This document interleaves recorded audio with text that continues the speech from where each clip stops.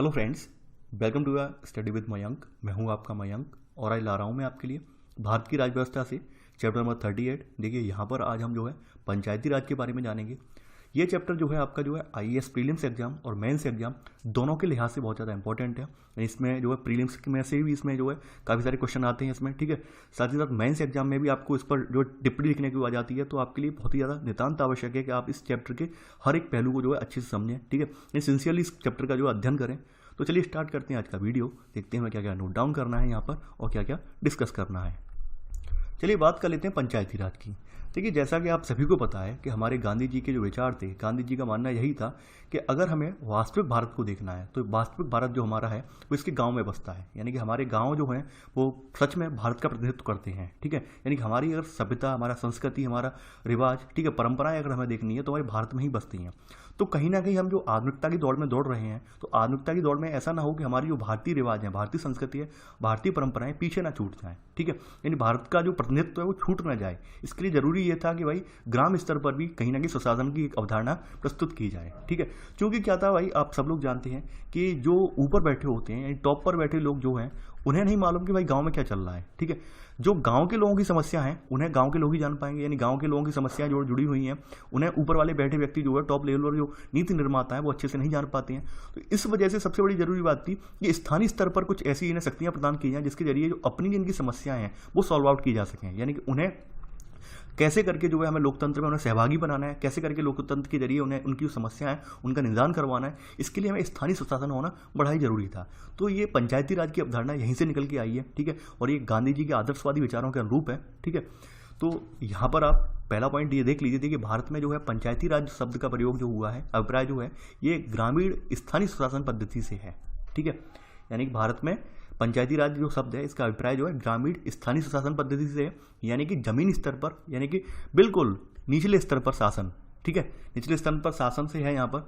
अब देखिए सबसे बड़ी बात यहाँ जान लेते हैं, इसे जो है एम्पावर्ड कैसे किया जाए, यानी कि इसे जो है कानूनी संवैधानिक मान्यता कैसे मिली है। देखिए इसे 1992 के 73वां संविधान संशोधन अधिनियम हुआ था, इसके द्वारा इसे संविधान में शामिल किया गया है। ये लिख लेना इसमें पहला सब पॉइंट कि 1992 के 73वें संविधान संशोधन अधिनियम के द्वारा इसे जो है संविधान में शामिल किया गया है। अब चलिए आगे बढ़ते हैं यहाँ पर। अब देखते हैं पंचायती राज का विकास किस प्रकार से हुआ, यानी कौन कौन सी समितियां थी, कौन कौन से लोग थे जिन्होंने इसके विकास में महत्वपूर्ण योगदान निभाया, वो देखेंगे हम। सबसे पहला नाम आता है इसमें, पहला बलवंत राय मेहता समिति। देखिए जनवरी 1957 में क्या था कि भारत सरकार ने जो सामुदायिक विकास कार्यक्रम, एक योजना थी जो 1992 में शुरू हुई थी, सामुदायिक विकास कार्यक्रम योजना, और एक योजना थी राष्ट्रीय विस्तार सेवा योजना, ठीक है, 1953। तो इनके द्वारा जो किए गए कार्यों की जांच के लिए, और यानी कि इनके द्वारा जो कौन कौन से कार्य किए गए हैं उनमें उनकी जांच करने के लिए, और क्या ये कार्य जो आगे करेंगे भविष्य में उनको बेहतर ढंग से करवाने के लिए एक समिति का गठन किया गया, जिसके अध्यक्ष तो थे, यानी जिसकी अध्यक्षता जो सौंपी गई थी बलवंत राय जी को सौंपी गई थी, ठीक है। तो यहाँ पर आप इसमें पहला पॉइंट ये लिख लेना पूरा, यहाँ से लेकर यहाँ तक, ठीक है। और ये भी पता होगा अध्यक्ष कौन है, अध्यक्ष यहाँ पर बलवंत राय जी हैं। इन्होंने अपनी रिपोर्ट जो थी, ठीक है, यानी इन्होंने अपनी रिपोर्ट जो है नवंबर 1957 में अपनी रिपोर्ट उन्होंने सौंपी है, ठीक है। और इस रिपोर्ट में इन्होंने लोकतांत्रिक विकेंद्रीकरण, यानी विकेंद्रीकरण का मतलब क्या होता है कि जो सत्ता की पावर है, पावर को आप एक जगह की जगह छोटी छोटी जगहों में आप डिवाइड कीजिए। विकेंद्रीकरण का मतलब ये होता है कि केंद्रीय रूप में अगर सत्ता ना रखकर आप इसे छोटे छोटे पार्ट में डिवाइड कीजिए, छोटी छोटी जगहों पर जो है सत्ता प्रदान कीजिए, ठीक है। तो इसे हम विकेंद्रीकरण बोलते हैं। तो विकेंद्रीकरण की योजना की इन्होंने सिफारिश की है, ठीक है, जिसे हम बाद में पंचायती रूप में जानते हैं, ठीक है। तो देखिए यहाँ पर आप पहला पॉइंट लिख लिया होगा। अब पहले का सब पॉइंट करके ये लिख लेना। देखिए लाइन पूरी इंपॉर्टेंट है, लिखना जरूरी है। अब देखिए इसने कुछ सिफारिशें की, वो सिफारिशें हम देख लेते हैं कौन कौन सी सिफारिशें इसने दी। सेकंड पॉइंट लिख लेना, इसके द्वारा दी गई सिफारिशें निम्नलिखित हैं। जैसे कुछ सिफारिशें हमें लिखनी है यहाँ पर। सबसे बड़ी सिफारिश ये थी कि इसने ये कहा था कि जो इसमें जो त्रिस्तरीय प्रणाली जो है अपनाई जाए, पंचायती राज पद्धति में त्रिस्तरीय प्रणाली हो। गांव स्तर पर यहाँ पे ग्राम पंचायत बनाई जाए, ब्लॉक स्तर पर यहाँ पे पंचायत समिति हो, और देखिए जिला स्तर पर यहाँ पर जिला परिषद हो, ठीक है, जो कि तीनों आपस में कहीं ना कहीं जुड़ी रहें, ठीक है। दूसरी बात ये थी कि यहाँ पर इन्होंने ये दूसरी बात यहाँ पे देखिए सेकंड का पहला सब पॉइंट लिखना। दूसरी बात इन्होंने ये कही यहाँ पर, सबसे बड़ी बात बलवंत राय मेहता समिति में, कि भाई जो ग्राम स्तर है, ग्राम पंचायत की स्थापना प्रत्यक्ष रूप से जो प्रतिनिधि हैं उनके द्वारा उनका गठन हो, ठीक है। वहीं पंचायत समिति और जिला परिषद का गठन जो हो वो इनडायरेक्ट रूप से चुने गए सदस्यों के द्वारा होना चाहिए, यानी कि जो ग्राम पंचायत स्तर पर सदस्य चुनकर आ गए हैं उनके द्वारा हम उन लोगों की सहायता से हम यहाँ पर पंचायत समिति के और जिला परिषद के का गठन करवा लें, जिला परिषद का चुनाव करवा लें इनडायरेक्ट वे में, यानी वहाँ पर जनता की सहभागिता न करवाकर हम पंचायत समिति स्तर का और जिला परिषद स्तर का गठन करवा लें। ठीक है, तो इनका ये मानना था। अब देखिए सबसे बड़ी बात ये थी, आगे बढ़ते हैं यहाँ पर, इन्होंने ही माना, यानी कि इन्होंने ये माना यहाँ पर जो आपका कि पंचायत समिति को यहाँ पर कार्यकारी निकाय माना जाए। वहीं जो जिला परिषद है यानी सबसे टॉप लेवल, यानी कि जिले में देखें तो जिला यानी कि सबसे ऊपर क्या हो गया, डिस्ट्रिक्ट हो गया। ठीक है, डिस्ट्रिक्ट लिख दे रहा हूँ, और नीचे जो हो गया ब्लॉक हो गया, ब्लॉक मान सकते हैं या फिर पंचायत मान सकते हैं, जो भी बोल सकते हैं, और नीचे सबसे नीचे हो गया विलेज। तो इन्होंने माना कि भाई जो कार्यकारी निकाय है यानी जो काम धाम करने वाला है, जो जमीनी स्तर पर वर्क करने वाला निकाय है वो तो गांव ही रहे, लेकिन सलाहकारी या फिर इसका जो पर्यवेक्षण भाई काम हो रहा है नहीं हो रहा है वो सब जो करने की प्रकृति है वो जिला परिषद को दे दी जाए, यानी डिस्ट्रिक्ट को प्रदान कर दी जाए। ठीक है, तो यहाँ पर थर्ड सब पॉइंट भी लिख लेना है इसमें कि पंचायत समिति को कार्यकारी निकाय तथा जिला परिषद को सलाहकारी, समन्वयकारी और पर्यवेक्षण निकाय होना चाहिए, ये इन्होंने अनुशंसा दी। अब देखिए सबसे बड़ी बात ये थी, इन्होंने जो जिला परिषद वाला जो अध्यक्ष था इसके लिए इन्होंने जो प्रस्तावित किया था व्यक्ति, वो किया था जिलाधिकारी को, यानी आईएएस ऑफिसर को। जो आईएएस ऑफिसर आप देखते हो डिस्ट्रिक्ट मजिस्ट्रेट जिसे हम बोलते हैं। ठीक है, तो इन्होंने ये कहा था कि जो जिला परिषद लेवल पर अध्यक्ष बनाया जाए वो जिलाधिकारी महोदय को बनाया जाए। ठीक है, ताकि जो है चीज़ों में पारदर्शिता बनी रहे, चीज़ों में जो हेराफेरी ना हो, ऐसा इनका मानना था। ठीक है, अब ये देखिए ये सब इन्होंने समितियां उन्होंने सिफारिश दी हैं। अब आप जानते हैं कि सिफारिशें जो होती हैं बहुत ही कम स्वीकार होती हैं, कभी कभी जो होती है स्वीकार की जाती है तो उन्हें थोड़ा बहुत काट छांट दिया जाता है। ठीक है, तो अब आगे देखते हैं तो यहाँ पर आगे क्या हुआ। अब देखिए यहाँ पर आगे ये हुआ कि समिति की ये सिफारिशें जो थी इनको 1958 में राष्ट्रीय विकास परिषद जो है इसने स्वीकार कर लिया। ठीक है, इसने इसे स्वीकार कर लिया। ठीक है, अब यहाँ पर परिषद ने स्वीकार तो कर लिया है, लेकिन परिषद ने एक चीज़ यहाँ पे कंडीशन रख दी है। परिषद ने इन्हें ये कहा है कि भाई जो राज्य जैसे जो भी राज्य जो हैं, यानी कि हमारे भारत के उस समय जितने भी राज्य हैं वो जिस प्रकार से चाहें, जिस प्रणाली से चाहें उस प्रणाली से जो है इस पैटर्न को फॉलो कर सकते हैं। यानी कोई हमारे उनके ऊपर प्रेशर नहीं डाला, उनके ऊपर कोई संवैधानिक प्रावधान या कानून बनाकर प्रेशर नहीं डाला कि भाई इसका एक सिस्टमेटिक प्रोसीजर होना चाहिए जो है पंचायती राज का, इस वे में आपको ये रखना है। ठीक है, तो उन्होंने परिषद ने अपने अपने स्वेच्छा पर निर्भर कर दिया, यानी कि जो राज्य थे राज्यों की स्वेच्छा पर छोड़ दिया कि भाई आपको जैसे चाहिए आप वैसे आप पंचायती राज को अपना सकते हैं। ठीक है, तो यहाँ पर आप जो सब पॉइंट ले लेना कि परिषद ने किसी विशिष्ट प्रणाली या नमूने पर जोर नहीं दिया और या राज्यों पर छोड़ दिया ताकि वो अपनी स्थानीय स्थिति के अनुसार इन नमूनों को विकसित करें। किन नमूनों को, यानी कि यहाँ पर आपके जो पंचायती राज का पैटर्न है वो अपने अपने हिसाब से विकसित करें, कहने का मतलब यहाँ पर ये है। अब देखिए आगे बढ़ते हैं यहाँ पे। अब जो चौथा पॉइंट है आपका ये मोस्ट इंपॉर्टेंट है और एक दिवसीय एग्जाम में यानी हजारों बार पूछा गया है। देखिए आपका राजस्थान जो है ये देश का पहला राज्य था जहाँ पर पंचायती राज की स्थापना हुई थी। ठीक है, चौथा पॉइंट इस मोस्ट इंपॉर्टेंट है और हर बार पूछा जाता है। और यहाँ पे शुरुआत कहाँ पे हुई थी, यहाँ पर इस योजना का जो उद्घाटन था वो 2 अक्टूबर 1959 को राजस्थान का एक नागौर जिला है, नागौर जिले में यहाँ पर आपका तत्कालीन प्रधानमंत्री जो थे पंडित जवाहरलाल नेहरू, इनके द्वारा इन्होंने की थी वहाँ पर। ठीक है, तो ये अक्सर नहीं मतलब हजारों बार पूछा गया है वाला जो है प्रश्न कि हमारे देश में पंचायती राज की स्थापना सबसे पहले किस राज्य में हुई, किस राज्य के किस जिले में की गई। ठीक है, तो आप बता देंगे। ठीक है, कब की गई, 2 अक्टूबर 1959 को, यानी महात्मा गांधी की जयंती वाले दिन जो है पंचायती राज की स्थापना यहाँ पे की गई थी। ठीक है, सबसे पहले राजस्थान से स्टार्टिंग हुई है। उसके बाद देखिए इसके स्वरूप को तमाम राज्यों में अपनाया, लेकिन हर राज्य में जो है इसके अपनाने का जो पैटर्न था वो अलग अलग था। अलग अलग होने का रीज़न ये था क्योंकि संविधान में इसका कोई संवैधानिक उपबंध नहीं था कि भाई इसका पैटर्न किस प्रकार से होगा, कौन कौन से इसमें निकाय होंगे। ठीक है, किन किन व्यक्तियों को शामिल किया जाएगा, ऐसा कोई पैटर्न नहीं था। तो राज्यों ने अपने अनुरूप अपनी सुविधाजनक स्थिति के अनुसार जिन्होंने चाहा अपनाना चाहा तो अपना लिया, नहीं ना अपनाना चाहा तो नहीं अपनाया। ठीक है, तो अपने अपने हिसाब से इन्होंने अपना लिया। अब देखिए कोई भी चीज़ हो अगर उसे हम कानूनी रूप से बांधता दे देते हैं, कानूनी रूप से वैधता प्रदान कर देते हैं तो ऑब्वियस ही बात है वो सिस्टमेटिक रूप में होती है। और जब हम उसे जनरल वे में कह देते हैं हाँ हम कर लेंगे तो आप जानते हैं कि आप नहीं कर पाएंगे। जैसे आप लोगों को ही देख लो, अगर आपको कोचिंग अगर कहीं ज्वाइन करवा दी जाए, यकीन मानिए तो आप डेली वहाँ कोचिंग जाएंगे, आपको पता होगा भाई हमने फीस भरी है तो हमें जाना ही चाहिए। अगर आप सेल्फ स्टडी कह दिया जाए तो मान लेते हैं आप 5 दिन तो कंटिन्यू स्टडी करेंगे, 2 दिन का आप अपने आप गैप कर लेंगे। ठीक है, तो ये होता है, मतलब मेंटली आप बनी हुई है, मेंटलिटी सबकी बनी हुई होती है। तो ठीक इसी प्रकार से यहाँ पर भी यही खामियाँ थी कि लोगों ने अपने अपने हिसाब से अपनाया, किसी ने उस पर जोर दिया, किसी ने जोर नहीं दिया। ठीक है, और इस वजह से जो हमारा पंचायती राज ठंडे बस्ते में चल रहा था, यानी इसमें कोई ज़्यादा सुधार नहीं हुआ ग्राम सुशासन के स्तर पर। ठीक है, तो फिर इसके अध्ययन करने के लिए, पंचायती राज का अध्ययन करने के लिए कुछ समितियां बाद में बनी। ठीक है, अध्ययन दल तथा समितियां, कौन कौन समितियां बनी हैं देखिए यहाँ पर यहाँ पर विविध पक्षों का अध्ययन करने के लिए तमाम समितियां बनी हैं, ठीक है। तो इसमें अगली हेडिंग डाल लेना, अध्ययन दल तथा समितियां। इसमें पहली समिति आपकी जो है ये है अशोक मेहता समिति। देखिए, एक सरकार थी जनता पार्टी की सरकार 1977 में। तो जनता पार्टी की सरकार ने 1977 में, ठीक है, अशोक मेहता की अध्यक्षता में पंचायती राज संस्थाओं की एक समिति का गठन किया। इसका उद्देश्य यही था कि पंचायती राज का जो पतन हो रहा है, पंचायती राज जो प्रभावी रूप से लागू नहीं हो पाया है पूरे देश में, उसका कारण क्या है और उसमें किस प्रकार से हम उसे जो है उसमें सुधार करके उसको फिर से हम जो है पुनर्जीवित कर सकते हैं, फिर से उन्हें जो है अप्लाई कर सकते हैं, ताकि ग्रामीण स्तर पर जो सुशासन की पद्धति में सुधार आए।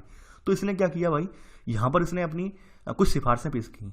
और कौन कौन सी सिफारिशें दी वो हम देखते हैं, ठीक है। इसकी मुख्य सिफारिशें इस प्रकार से हैं। कौन कौन सी सिफारिशें हैं?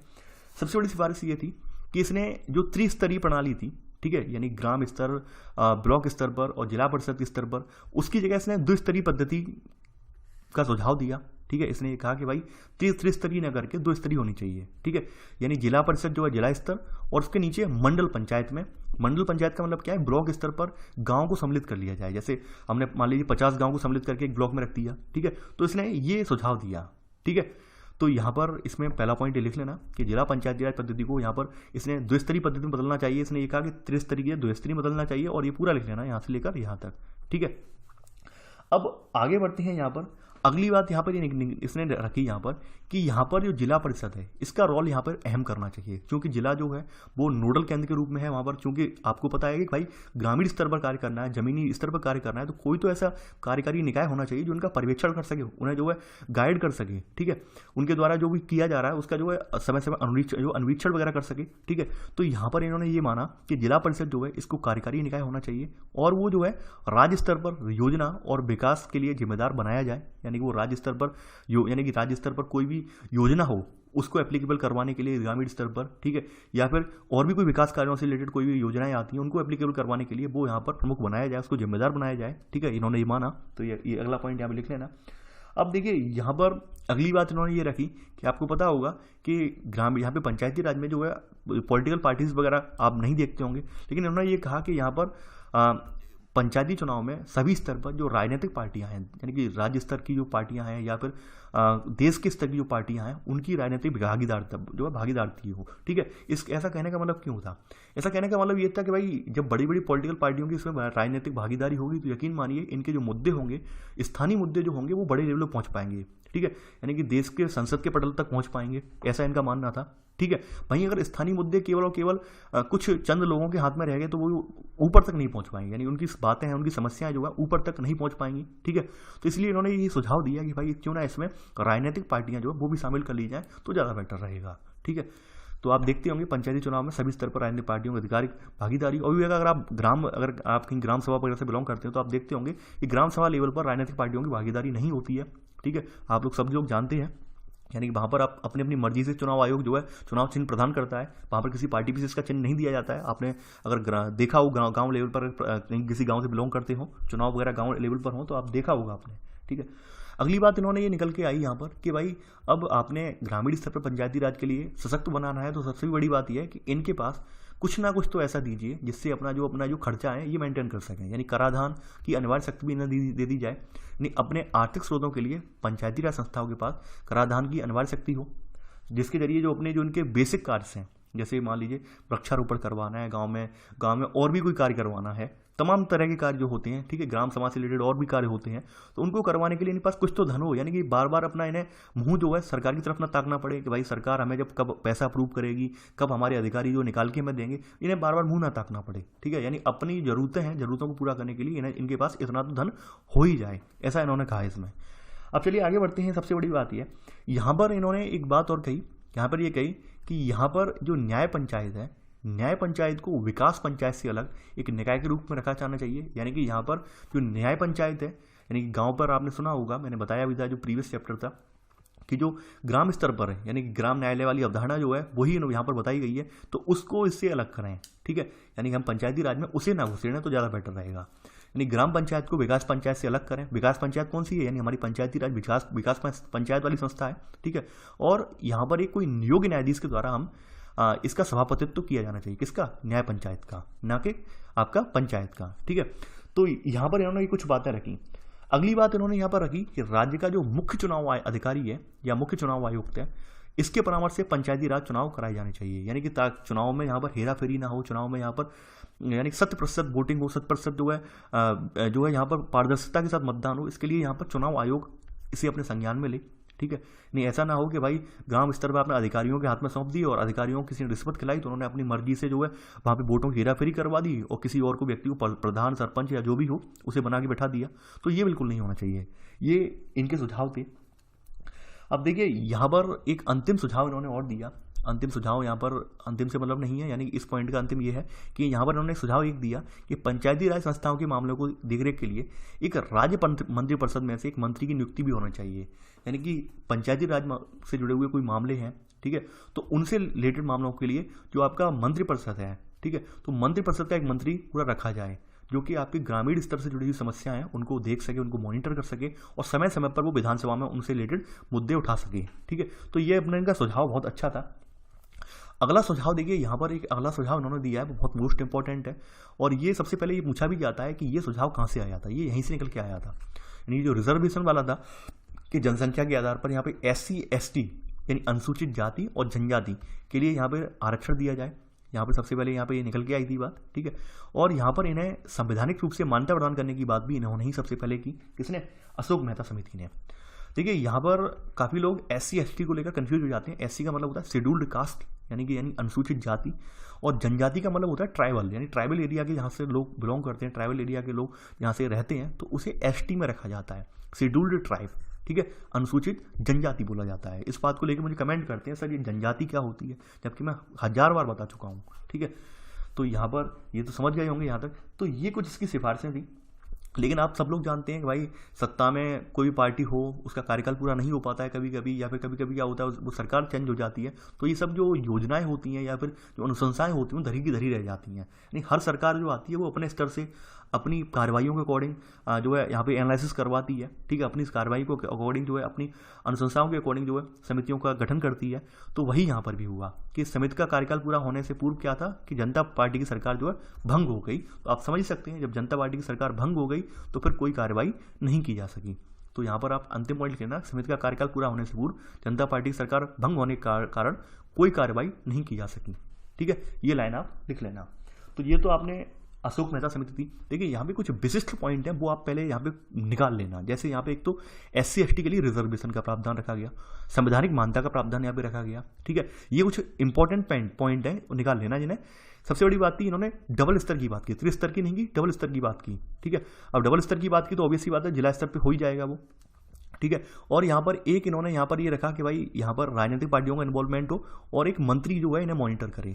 तो ये 4-5 पॉइंट जो है इन्हें आप हाईलाइट कर लेना, ठीक है, अपने स्तर से। देखिए इन्हें के लिए आपको कुछ विशेष नहीं करना होता है। ये 4-5 पॉइंट अगर आप एक एक लाइन में लिख लेंगे, जैसे क्या क्या इसमें इंपॉर्टेंट बात निकल के आई कि जो अशोक मेहता समिति है इसमें 2 स्तर हों, राजनीतिक पार्टियों की भागीदारी हो। मैं तो देखिए मुझे कहीं अगर रिवाइज करना होता है तो मैं ऐसे ही लिख लेता हूँ कि क्या क्या इसमें विशिष्ट बातें क्या क्या रखी गई हैं इनके द्वारा, विशिष्ट बातें इन्होंने ये बताई हैं, ठीक है। तो ऐसे करके मैं जो है अपना जो है कहीं कभी शॉर्ट नोट बना रही होती हूँ तो मैं इसी प्रकार से लिख लेता हूँ ताकि जल्दी रिवीजन हो जाए। तो वही मैं ट्रिक आपको बताइए। तो यहाँ पर आप बता देना SC ST रिजर्वेशन की बात की गई इसमें, तो आप ये बता देना यहाँ पर। अब देखिए अगली समिति जो है ये है GVK श्राव समिति। देखिए ये समिति जो थी ये किसी पार्टी विशेष के द्वारा नहीं बल्कि मौजूद योजना आयोग के द्वारा, उस समय योजना आयोग ने जो है 1985 में GV राव की अध्यक्षता में समिति का गठन किया था। यहाँ पे लिख लेना पहला पॉइंट कि योजना आयोग के द्वारा 1985 में GVK राव की अध्यक्षता में एक समिति का गठन किया गया। ये ध्यान रखना किसने किया है? योजना आयोग ने किया है, किसी पार्टी ने नहीं किया है बल्कि योजना आयोग ने किया है। रीजन क्या था? रीजन आप सब लोग ये जानते हैं कि भाई नौकरशाहीकरण, यानी कि सबसे बड़ी बात ये थी उस समय समस्या ही निकल के आई कि हमने स्थानीय सुशासन की तो बात की है लेकिन यहाँ पर नौकरशाही जो ब्यूरोक्रेट्स हैं, ब्यूरोक्रेसी इतनी ज़्यादा हावी है कि हम स्थानीय स्तर पर सुशासन की बात कर ही नहीं पा रहे हैं। हमारी कोई योजना आ रही है, कोई फंड वगैरह आ रहा है तो भाई हमारी जो ग्राम स्तर के लोग हैं वो जिलाधिकारियों के और जो अधिकारी उनके हाथ पांव जोड़ते रह जा रहे हैं, उन्हें रिश्वत दे रहे हैं तभी उनको फंड पास हो पा रहा है। तो ऐसे करके भ्रष्टाचार व्याप्त है यहाँ पर, ठीक है। तो भ्रष्टाचार को अगर कम करना है तो कहीं ना कहीं हमें जो है यहाँ की इसकी फिर से एनालिसिस करनी है ताकि हम जो हमारा जो पैसा है, हम जो कोई योजना है उससे रिलेटेड कोई धनराशि है वो हमारी सीधी सीधी ग्राम स्तर तक पहुँचे, जैसे अभी आपकी वर्तमान गवर्नमेंट ने अप्रोच जो पहुंचाई है कि हम कोई भी योजना बनाएंगे तो हम बॉटम को देख के बनाएंगे, यानी कि अब हम टॉप से बॉटम नहीं चलेंगे। यानी पहले क्या था कि टॉप को यानी ऊपर से नीचे चलते थे, हम टॉप से लेकर बॉटम चलते थे, लेकिन वर्तमान सरकार जी आई है यानी ये सबसे निचला स्तर जो होता है बॉटम बोलते हैं इसे, ठीक है, सबसे निचले स्तर तक चलते थे। अब वर्तमान सरकार ये आई है, वर्तमान सरकार ये कह रही है कि भाई हम बॉटम से टॉप चलेंगे, यानी नीचे जमीन को देखते हुए तब ऊपर जाएंगे। तो देखिए वो अब आप अलग बात है कि भाई सरकार कितना कर पाती है, उसमें कितना अचीव कर पाती है, लेकिन वर्तमान अवधारणा सरकार की यही है, ठीक है। तो पहले ये जब टॉप से कोई योजना बनती है तो आप लोग जानते हैं टॉप से योजना बनने के बाद कितने स्तरों से गुजरती है और वहाँ पर तमाम जो लोग होते हैं वो किस किस तरह से उसमें से, यानी कि मान लीजिए ऊपर से 100 रुपये चलते हैं, आप सब लोग एग्जाम्पल जानते हैं। 100 रुपये चलने के बाद जब निचले स्तर पर पहुँचते हैं तो निचले स्तर पर मात्र 5 रुपये ही पहुँच पाते हैं, बाद बाकी 95 रुपये तो यहाँ पर गायब कर दिए जाते हैं। वो गायब करने वाले लोग कौन होते हैं वो सब आप लोग अच्छे से जानते हैं, ठीक है। तो दिक्कत वहाँ यहाँ पर भी वही थी कि भाई हमें ग्राम स्तर पर कोई काम करवाना, उसके लिए पैसा निकालना है तो हमें रिश्वत दे रहे हैं, हर काम के लिए रिश्वत दे रहे हैं, तो कैसे भी करके इस नौकरशाहीकरण को हम कम करें। तो इसके लिए यहाँ पर इस GVK राव समिति का गठन किया गया था योजना आयोग के द्वारा, ठीक है। तो यहाँ पर लिख लेना है इसमें पहला सब पॉइंट, समिति इस निष्कर्ष पर पहुंची कि विकास प्रक्रिया दफ्तरशाही युक्त होकर पंचायत राज से विच्छेदित हो गई है, यानी दफ्तरशाही हो गई है, भाई हम दफ्तरों के चक्कर ही लगा रहे हैं किसी योजना के लिए, मतलब पैसा निकलवाने के लिए, तो दफ्तरों तक रह गई है, ग्रामीण स्तर तक नहीं रह गई है, ठीक है। इन्होंने इसे बिना जड़ की घास भी बोला है, यानी इन्होंने जो समिति बनी है इसने इसे बिना जड़ की घास भी बोला है, यानी कि जो पंचायती राज को इन्होंने कहा है कि बिना जड़ की घास है, ठीक है, इसकी कोई जड़ ही नहीं है, बस घास के रूप में रखती है आपने, इसका कोई मतलब नहीं है। इसकी सिफारिशें कुछ थी, तो सिफारिशें हम देख लेते हैं, वो हम देख लेते हैं। सबसे बड़ी बात है विकेंद्रीकरण। विकेंद्रीकरण का मतलब ये था कि जिला स्तरीय निकाय हो, अर्थात जिला परिषद को यहाँ पे लोकतांत्रिक बनाया जाए, यानी सबसे ज़्यादा जो महत्वपूर्ण निकाय इसका जो हो नोडल एजेंसी के रूप में वो जिला परिषद हो, ठीक है। पहला पॉइंट नोट कर लेना कि जिला स्तरीय निकाय, ठीक है, को यानी कि अर्थात जिला परिषद को लोकतांत्रिक विकेंद्रीकरण में सर्वाधिक महत्वपूर्ण स्थान दिया जाना चाहिए। इनका पहला पॉइंट तो यही है, की पॉइंट। दूसरी बात ये है, इन्होंने ये बात यहाँ पर रखी कि यहाँ पर जो एक जिला है, एक जिला विकास आयुक्त का एक पद भी सृजन किया जाए, यानी कि यहाँ पर जिला परिषद पर, ठीक है, जिला अधिकारी को ना रखकर इन्होंने कहा है कि जिला विकास आयुक्त का एक पद सृजित कर दिया जाए। तो ये क्या करेगा व्यक्ति, ये करेगा कि इसे जिला परिषद के मुख्य कार्यकारी अधिकारी के रूप में ये कार्य करेगा, ठीक है। यानी कि यहाँ पर लिख लेना आप कि एक जिला विकास आयुक्त का पद सृजन किया जाना चाहिए जो कि मुख्य कार्यकारी अधिकारी के रूप में कार्य करे, ठीक है, ठीक है। तो ये लिख लेना इसमें। अब अगली बात यहाँ पर देखिए वही बात निकल के आई, इसने तमाम सिफारिशें की, तमाम बातें कही इसने, लेकिन सबसे बड़ी बात ये थी कि भाई इस मॉडल को कैसे एप्लीकेबल करवाया जाए। जिला जो इन्होंने आयुक्त वाला, जो विकास आयुक्त वाला पद सृजन करने की बात कह दी गई थी, तो उसे कैसे अमल में लाया जाए, सबसे बड़ी बात ये थी। इसने ज़्यादा सिफारिशें नहीं की, इसने भाई यही सिफारिशें इसकी महत्वपूर्ण थी। देखिए यहाँ पर इसने कुछ इससे पहले समितियाँ और बनी थी, जैसे एक 1986 में समिति बनी थी, एक प्रखंड स्तरीय समिति बनी थी, दंतेवाला समिति के नाम से बनी थी। 78 में बनी थी जिला योजना पर हनुमंतराव समिति बनी थी 1984, ठीक है।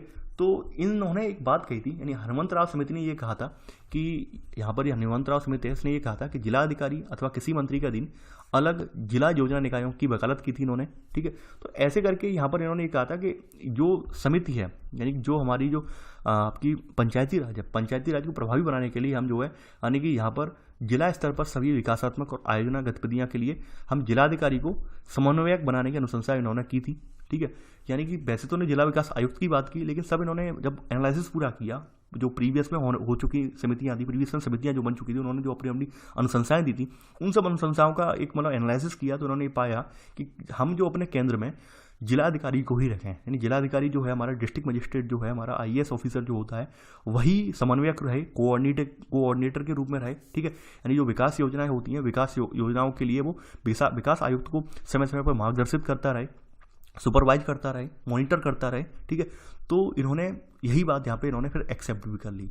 तो यहाँ पर आप लिख लेना सब पॉइंट कि समिति ने जिला स्तर पर सभी विकासात्मक एवं आयोजना गतिविधियों के लिए जिलाधिकारी को समन्वयक बनाने की अनुशंसा भी की, ठीक है, यानी कोऑर्डिनेटर बनाने की अनुशंसा भी की, ठीक है। अब देखिए ये सब आप जानते हैं अनुशंसाएं हैं, लेकिन मूल रूप से कब एप्लीकेबल हो पाई हैं ये यहाँ पे बाद में देखेंगे, ठीक है। तो ये GVK राव की 1-2 अनुशंसाएं आपने देख ली, इसमें कुछ ज़्यादा नहीं है, ठीक है। अब बात करते हैं, अगली एक समिति बनी है LM सिंघवी समिति, ये बनी है 1986 में। देखिए सबसे बड़ी बात ये है कि आप ये समितियां जो याद रखें, इनका विकास क्रम याद रखें, तो डेट ना भूलें कि कब कब कौन सी गठित की गई है। अशोक मेहता वाली 77 में करी गई है, GVK वाली 85 में, उसके बाद 86 में LM सिंघवी वाली आई है। ये विकास क्रम ना भूलें, ठीक है। और बलवंत राय मेहता वाली 57 में आई सबसे पहले, वो तो आप पता ही होगी, बलवंत राय मेहता वाली सबसे पहली समिति जिसने पंचायती राज की बात की थी, विकेंद्रीकरण की बात की थी सबसे पहले, ठीक है। तो वो तो आपने देख ही लिया है। तो यहाँ LM सिंघवी समिति है, ये 1986 में राजीव गांधी की सरकार में लोकतंत्र व विकास के लिए पंचायती राज संस्थाओं का पुनरुद्धार, एक मतलब इन्होंने स्लोगन दे दिया था। इस अवधारणा पत्र को तैयार करने के लिए यहाँ पर ये इसकी अध्यक्षता में सिंघवी जी की अध्यक्षता में गठित की गई थी, ठीक है। तो यहाँ पर ये लिख लेना। अब देखिए इसकी सिफारिशें क्या थी। सबसे बड़ी सिफारिश इसकी ये थी कि संवैधानिक रूप से मान्यता प्रदान की जाए। सबसे बड़ी सिफारिश इसकी यही थी कि संवैधानिक रूप से मान्यता प्रदान की जाए, क्योंकि बिना संवैधानिक रूप से मान्यता प्राप्त किए हम इसे अप्लाई नहीं करवा सकते हैं। यानी कि हम ग्रामीण स्तर पर से सुदृढ़ रूप में अप्लाई नहीं करवा सकते हैं, ठीक है। यानी कि मनमर्जी रहेगी, हर राज्य अपने स्तर से इसे अप्लाई करवाएगा। तो जरूरी ये है कि संवैधानिक रूप से इसे मान्यता प्रदान की जाए, संविधान में इसका एक स्ट्रक्चर डिफाइन किया जाए कि भाई किस किस तरह से ये वर्क करेगी, कैसे कैसे इसमें लोग जाएंगे, ठीक है, कितना कार्यकाल होगा, कौन कौन से इन्हें जो अधिकार दिए जाएंगे, सब कुछ चीज़ें संविधान में अगर डिफाइन कर दी जाएंगी तो यकीन मानिए स्थानीय स्तर पर प्रशासन जो है बहुत बेहतर तरीके से चल पाएगा, ठीक है। तो सबसे बड़ी बात ये संवैधानिक रूप से मान्यता प्रदान की जाए। दूसरी बात ये है, यहाँ पर एक बात और निकल के आई है, इन्होंने ये कहा है कि यहाँ पर गांव के जो समूह हैं उनके लिए न्याय पंचायतों की स्थापना की जाए। देखिए ये यहाँ पर की पॉइंट इसमें निकल के आया है। इसने साथ में न्याय पंचायतों की स्थापना की अनुशंसा भी की, यानी गांव का कुछ, जैसे मान लीजिए 5-6 गांव का एक समूह बना दिया, तो उनके लोगों को न्याय प्रदान करवाने के लिए हमने सम्मिलित रूप से न्याय पंचायतों की स्थापना की अनुशंसा भी इसने की है, ठीक है। अब देखिए सबसे बड़ी बात ये थी, इसने गांव का पुनर्गठन भी किया जाना चाहिए, यानी ज़्यादा व्यवहार बनाने के लिए। से कुछ गांव क्या है बहुत ज़्यादा छोटे हैं, कुछ गांव क्या है बहुत ज़्यादा बड़े हैं, तो गांव का पुनर्गठन वगैरह करवाना चाहिए। तो देखिए ये बात नोट मत करना, ये वाला 3rd पॉइंट मैंने बता दिया। जनरली ये केवल 2 ही पॉइंट है, वो आपने नोट कर लिए हैं। चलिए आगे बढ़ते हैं यहाँ पर। अब देखिए यहाँ पर सबसे बड़ी बात यह है, इसने एक बात यहाँ पर स्पष्ट की कि पंचायती राज संस्थाओं के, यानी पंचायती राज संस्थाओं से जुड़े हुए जो भी विवाद हैं, ठीक है, यानी पंचायती राज संस्थाओं से संबंधित जो भी विवाद उत्पन्न होते हैं उनके लिए निस्तारण के लिए न्यायिक अधिकरणों की स्थापना की जानी चाहिए। शॉर्ट में लिख लेना, विवाद में चाहे वो चुनाव से रिलेटेड हो, वेतन से रिलेटेड हो, उनके कार्यों पर टीका टिप्पणी हो, उन सबका निस्तारण करने के लिए क्या किया जाना चाहिए, यानी जो अधिकरण है, यानी कि जो ट्रिब्यूनल्स हैं, लॉ ट्रिब्यूनल्स हैं, वो स्थापना की जाए उनकी, तो उनसे संबंधित जो भी विवाद है वो सब उनका निस्तारण किया जा सके, ठीक है। तो जो मैंने अंडरलाइन किया वही आप लिख लेना। तो ये तो इसकी आपकी LM सिंघवी समिति की जो है सिफारिशें थी, ठीक है।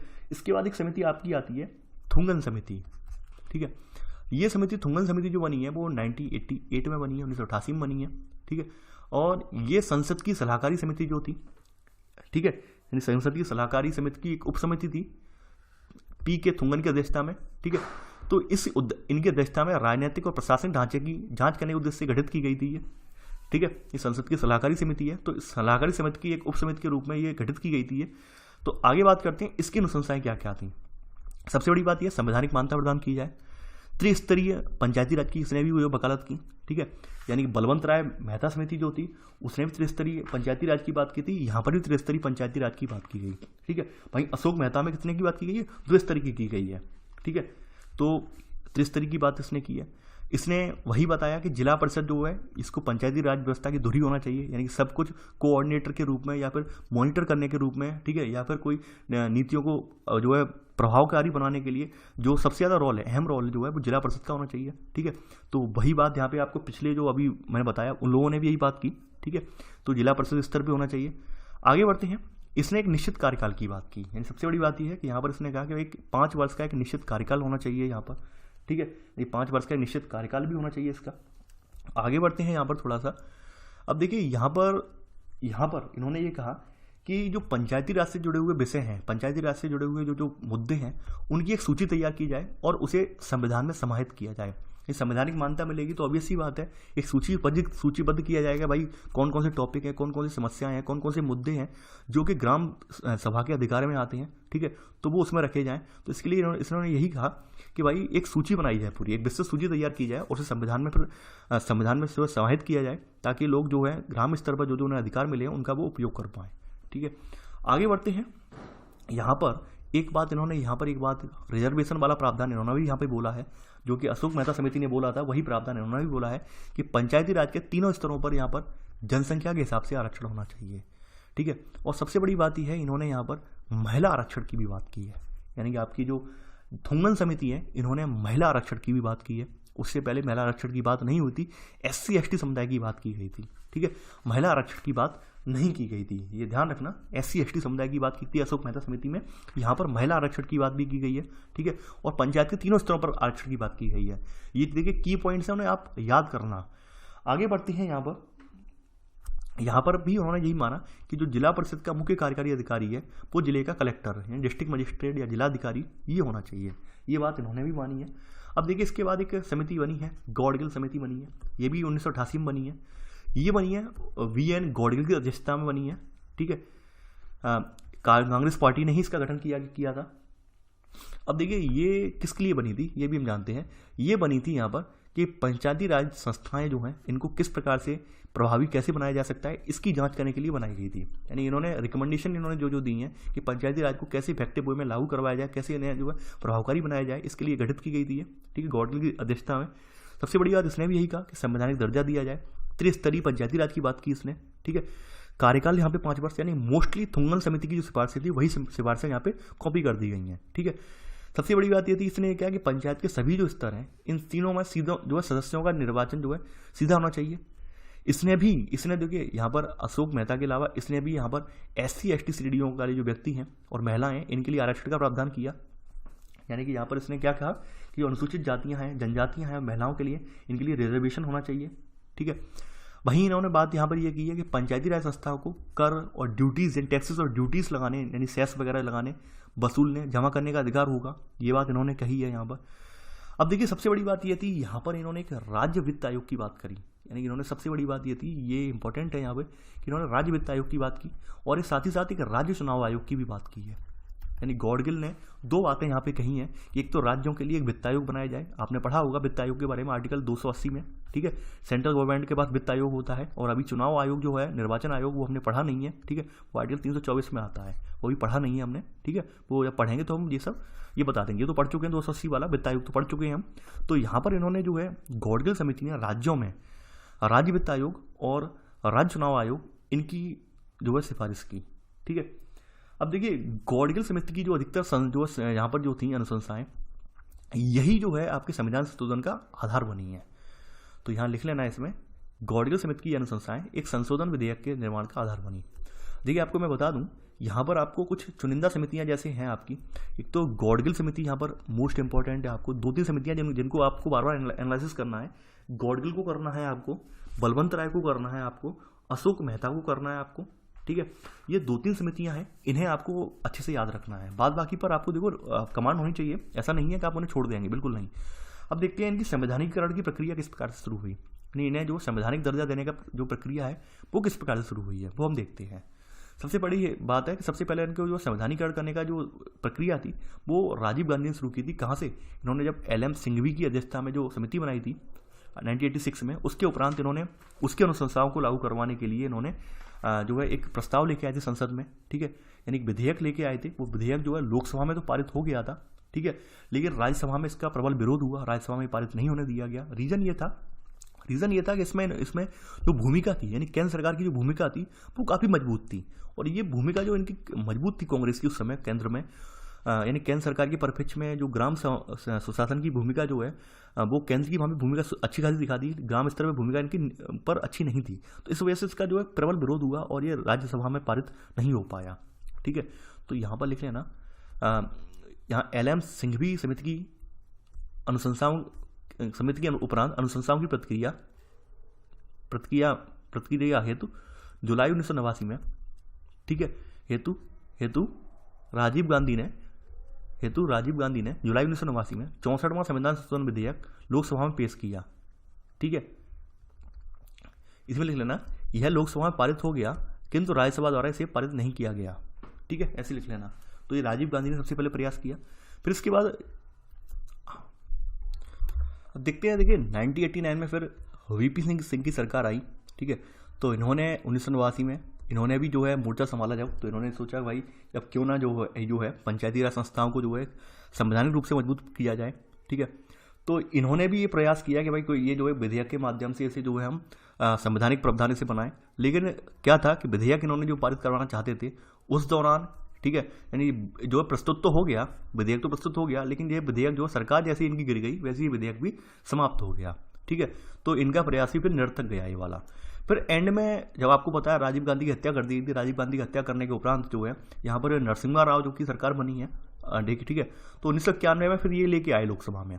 तो लोकसभा में जब इन्होंने विधेयक प्रस्तुत किया तो बाद में फाइनली ये जो है विधेयक जो है 73 में संविधान संशोधन अधिनियम 1992 के रूप में पारित हुआ, और ये अप्लाई जब से हुआ इसे 24 अप्रैल 1993 को प्रभाव में आया, ठीक है। तो इस दिन को ये जो है यहाँ पर पंचायती राज दिवस के रूप में भी जाना जाता है भारत में, ठीक है। आपसे पूछा जाएगा ये भारत में पंचायती राज दिवस कब मनाया जाता है, ये मनाया जाता है 24 अप्रैल को, ठीक है। चूंकि 24 अप्रैल 1993 से ये प्रभाव में आया, ठीक है, प्रभावशाली हुआ, इसलिए इसी दिन को यहाँ पर पंचायती राज दिवस के रूप में मनाया जाने लगा, ठीक है। तो देखिए ये चीज़ जो प्रावधान है यहाँ पे से बीपी नरसिम्हा राव वाला है, आप इसमें ज़्यादा लाइनें लिखने की जरूरत नहीं है, आपको बता ही दिया मैंने, प्रयास तो किया लेकिन वो उनकी सरकार ही गिर गई, तो फिर मतलब ही नहीं रहा।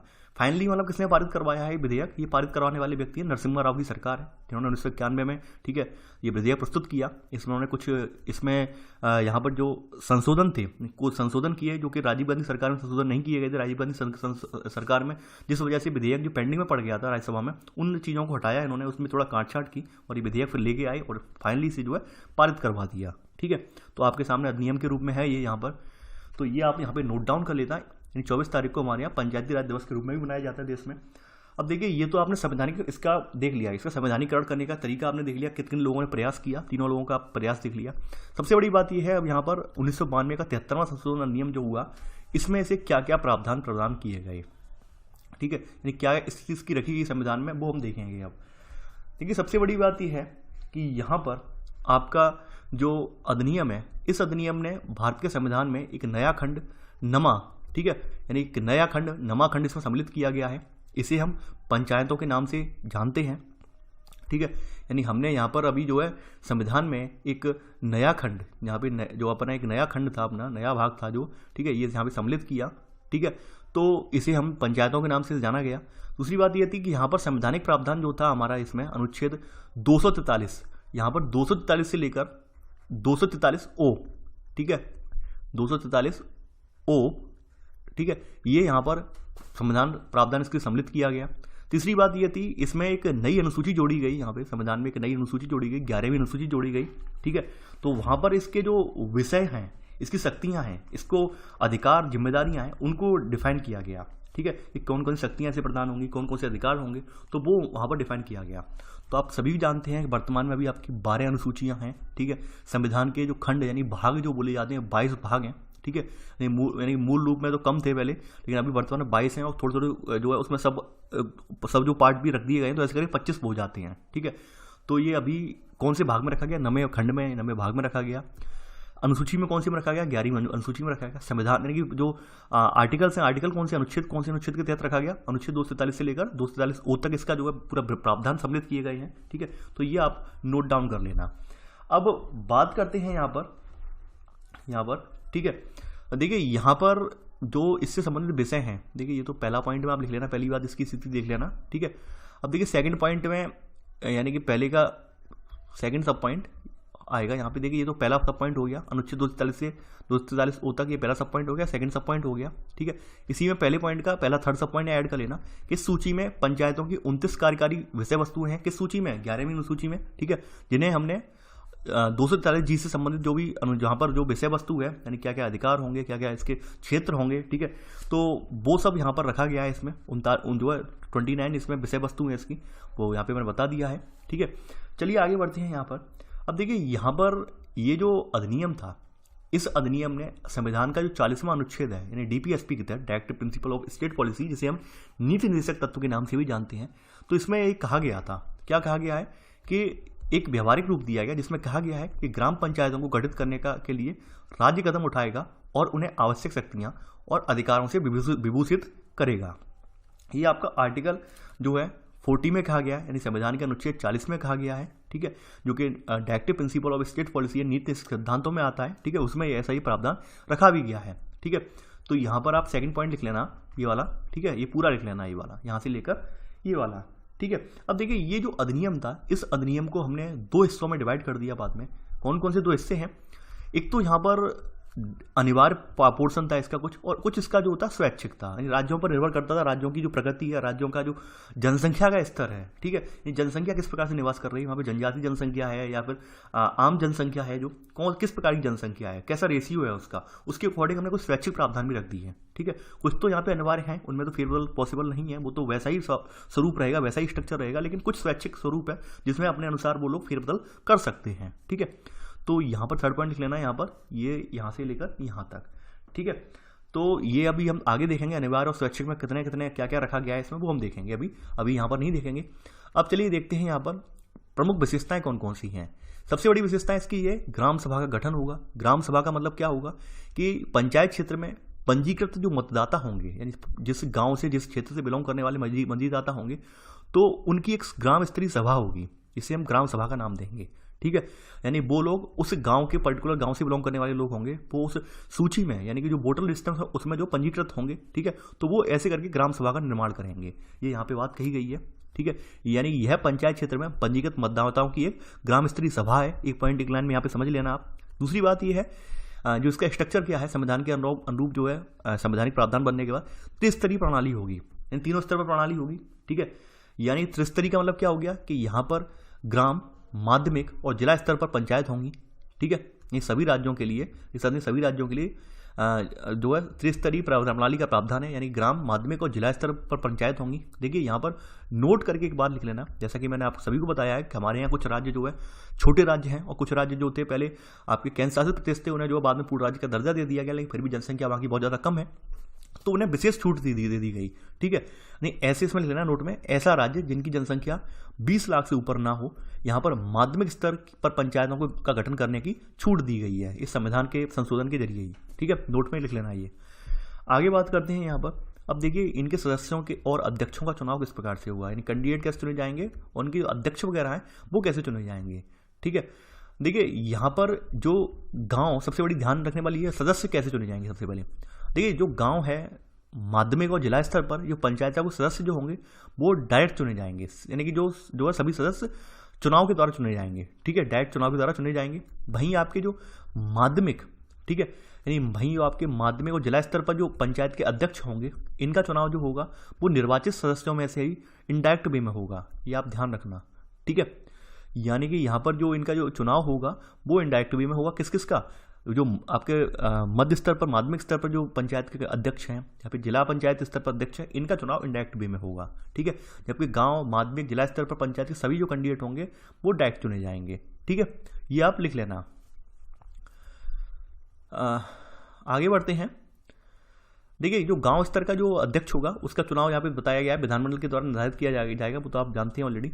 अब देखिए यहाँ पर एक बात और यहाँ पे ध्यान रखने वाली बात ये है, यहाँ पे नोट करके लिखने की वाली बात, यहाँ पे जरूरी बात ये है कि यहाँ पर आपका जो किसी पंचायत के अध्यक्ष हैं अथवा पंचायत के अन्य सदस्यों जो कि प्रत्यक्ष अथवा अप्रत्यक्ष रूप से ढंग से निर्वाचित हुए हैं, इनको पंचायत की बैठकों में मत देने का अधिकार होगा।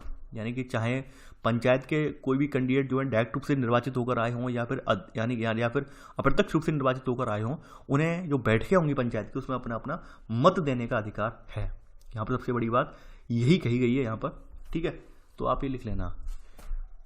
चलिए आगे बढ़ते हैं। यहाँ पर देखिए ये लाइन आप ऐड कर लेना, क्योंकि ये अध्यक्ष वाला जो है पोर्शन ये आ चुका है, इसलिए ऐड कर लेना ये, ठीक है। अब चलिए आगे बढ़ते हैं। यहाँ पर सबसे बड़ी बात है सीटों का रिजर्वेशन किस प्रकार से होगा, सीटों का आरक्षण कैसे होगा। देखिए आपका संविधान का आर्टिकल, यानी कि आपके संविधान में जो 73वां संविधान संशोधन हुआ, इसके जरिए यहाँ पर एक आर्टिकल रखा गया 243 डी में, संविधान के अनुच्छेद 243 डी में एक आर्टिकल रखा गया, इसमें सीटों के आरक्षण की बात की गई है, ठीक है। यानी ग्राम पंचायत में सीटों का आरक्षण किस प्रकार से होगा तो उसकी बात की गई है, ठीक है। देखिए ये जो है यहाँ ये अधिनियम क्या है, ग्राम पंचायत यानी ये अधिनियम प्रत्येक पंचायत में अनुसूचित जाति जनजाति को उनकी संख्या के कुल जनसंख्या के अनुपात में सीटों पर आरक्षण उपलब्ध कराता है, ठीक है। दूसरी बात यह है आरक्षण के मामले में यहाँ पर महिलाओं को भी, ठीक है, महिलाओं के लिए भी उपलब्ध कुल सीटों की संख्या भी शामिल है। यानी कहने का मतलब ये है ग्राम पंचायत स्तर पर, ग्राम पंचायत यानी पंचायत स्तर पर, जो पंचायत स्तर पर ही बोल दे रहा हूँ, जो सीटें रिजर्व होंगी वो 1/4 सीटें महिलाओं के लिए रिजर्व होंगी, ये आप लिख लेना यहाँ पर।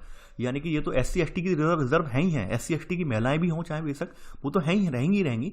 इसके अलावा 1/3 सीटें रिजर्व किसकी रहेंगी, महिलाओं की रहेंगी। सबसे बड़ी बात ये यहाँ पे कही गई है कि 1/3 सीटें यहाँ पर जो आपकी पंचायती राज है इसमें महिलाओं की रिजर्व होंगी।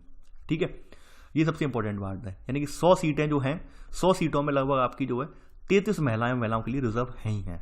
ठीक है, आगे बढ़ते हैं।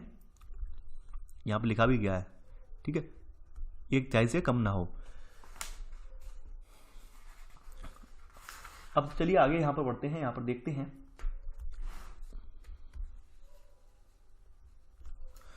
ये आपने लिख लिया होगा, 1/4 से कम नहीं होंगी। अब देखिए यहाँ पर एक बात और निकल के आई है, ये जो अधिनियम है ये विधानमंडल को इसके लिए भी अधिकार करता है कि वह पंचायत अध्यक्ष के कार्यालय में पिछड़े वर्गों के लिए भी किसी स्तर पर आरक्षण की व्यवस्था करें। देखिए ये बहुत इंपॉर्टेंट बात है और काफ़ी बार आप लोग पूछते भी हैं कि सर SC ST की बात की गई थी, महिलाओं के आरक्षण की बात की गई थी समितियों में, OBC आरक्षण की बात नहीं की गई थी। देखिए ये चीज़ें जो ऐड कर दी गई थी ये संविधान संशोधन के द्वारा ऐड कर दी गई थी कि मान लीजिए किसी राज्य को लगता है कि भाई वहाँ पर SC ST समुदाय के अलावा OBC समुदाय भी पिछड़ा हुआ है। ठीक है, OBC समुदाय भी पिछड़े में तो पिछड़ा तो होता ही है, कहीं लगता है OBC समुदाय के जो व्यक्ति वहाँ पर निवास करने वाले वो बहुत ज़्यादा पिछड़े हैं, शैक्षिक रूप से पिछड़े हैं, आर्थिक रूप से पिछड़े हैं, ठीक है, सामाजिक रूप से पिछड़े हैं। तो उस स्थिति में यहाँ पर राज्य विधानमंडल क्या करता है कि अधिनियम बनाकर अधिकृत कर सकता है कि उनके लिए पिछड़े वर्गों के लिए भी इसमें कुछ रिजर्वेशन का प्रावधान रख सके। ठीक है, पिछले वर्गों के लिए भी यहाँ पर रिजर्वेशन का कुछ प्रावधान रख दिया जाए। ठीक है, अब देखिए अगली बात, यहाँ पर एक बात और निकल के आती है। वर्तमान में आपका अगर देखें, वर्तमान परिप्रेक्ष्य में अगर अभी हम देखें तो आपका अरुणाचल प्रदेश एक ऐसा राज्य है, ठीक है, यानी वर्तमान में अगर देखें तो अरुणाचल प्रदेश में अनुसूचित जातियों के लिए आरक्षण का प्रावधान राज्य जो है लागू नहीं होता है। ऐसा रीज़न क्यों है? ऐसा रीज़न इसलिए है क्योंकि वहाँ पर जो मोस्टली कास्टेस हैं वो सब जनजातियों यानी ट्राइबल एरिया वाली कास्ट हैं, यानी ऐसी जाति है ही नहीं वहाँ पर। सब कुछ जो वहाँ पर जो मूल निवासी जो है वहाँ के रहने वाले व्यक्ति जो हैं वो मोस्टली कौन है, वो है सब शेड्यूल्ड ट्राइब वाले हैं, यानी जनजातियों वाले हैं। ठीक है, तो इसलिए SC वाला प्रावधान वहाँ पर लागू होता ही नहीं है। ठीक है, तो नोट में लिख लेना कि पंचायतों में अनुसूचित जातियों के लिए आरक्षण का उक्त प्रावधान अरुणाचल प्रदेश राज्य पर लागू नहीं होता। इसका कारण यह है कि यह राज्य पूरी तरह मूल निवासी जनजातियों से आबाद है और यहाँ कोई ठीक है यहाँ कोई अनुसूचित जाति नहीं है, ये लिख लेना आप। ठीक है, यहाँ पर मतलब कोई SC की कास्ट नहीं है। ठीक है, पूरी जनजातियों का इलाका है, इसलिए यहाँ पर SC के लिए कोई प्रावधान नहीं दिया गया है, ये आप लिख लेना। ठीक है, अब बात करते हैं पंचायतों का कार्यकाल। पंचायतों का कार्यकाल क्या होगा? देखिए संविधान का आर्टिकल 243E 243E जो है वो यहाँ पे पंचायतों का जो कार्यकाल है इसकी बात करता है। देखिए यहाँ पर सभी स्तरों का जो कार्यकाल होगा वो 5 साल के लिए होगा। ठीक है, अब मान लीजिए 5 साल समय से पहले विघटित कर दिया जाए या समय खत्म होने के बाद विघटित कर दिया जाए, समय पूरा होने के बाद विघटित कर दिया जाए, उस स्थिति में 6 माह के अंदर इसके लिए जो है यानी कि विघटित होने की दशा में 6 माह के अंदर की अवधि में जो है आपको क्या करवाना होगा, नए चुनाव करवाने होंगे। ठीक है, पहली स्थिति तो निकल के आई। पहली बात तो ये 5 साल का कार्यकाल मिला है। कभी कभी क्या होता है 4.5 साल पे ही भाई विघटित कर दिया गया। ठीक है, या फिर 4.25 साल भी हो जाता है। ठीक है, तो ये ऐसी विघटन की स्थिति में 6 माह के अंदर आपको जो नए चुनाव कब करवाने, 6 माह के अंदर 6 माह से ज़्यादा का समय डिले नहीं होना चाहिए।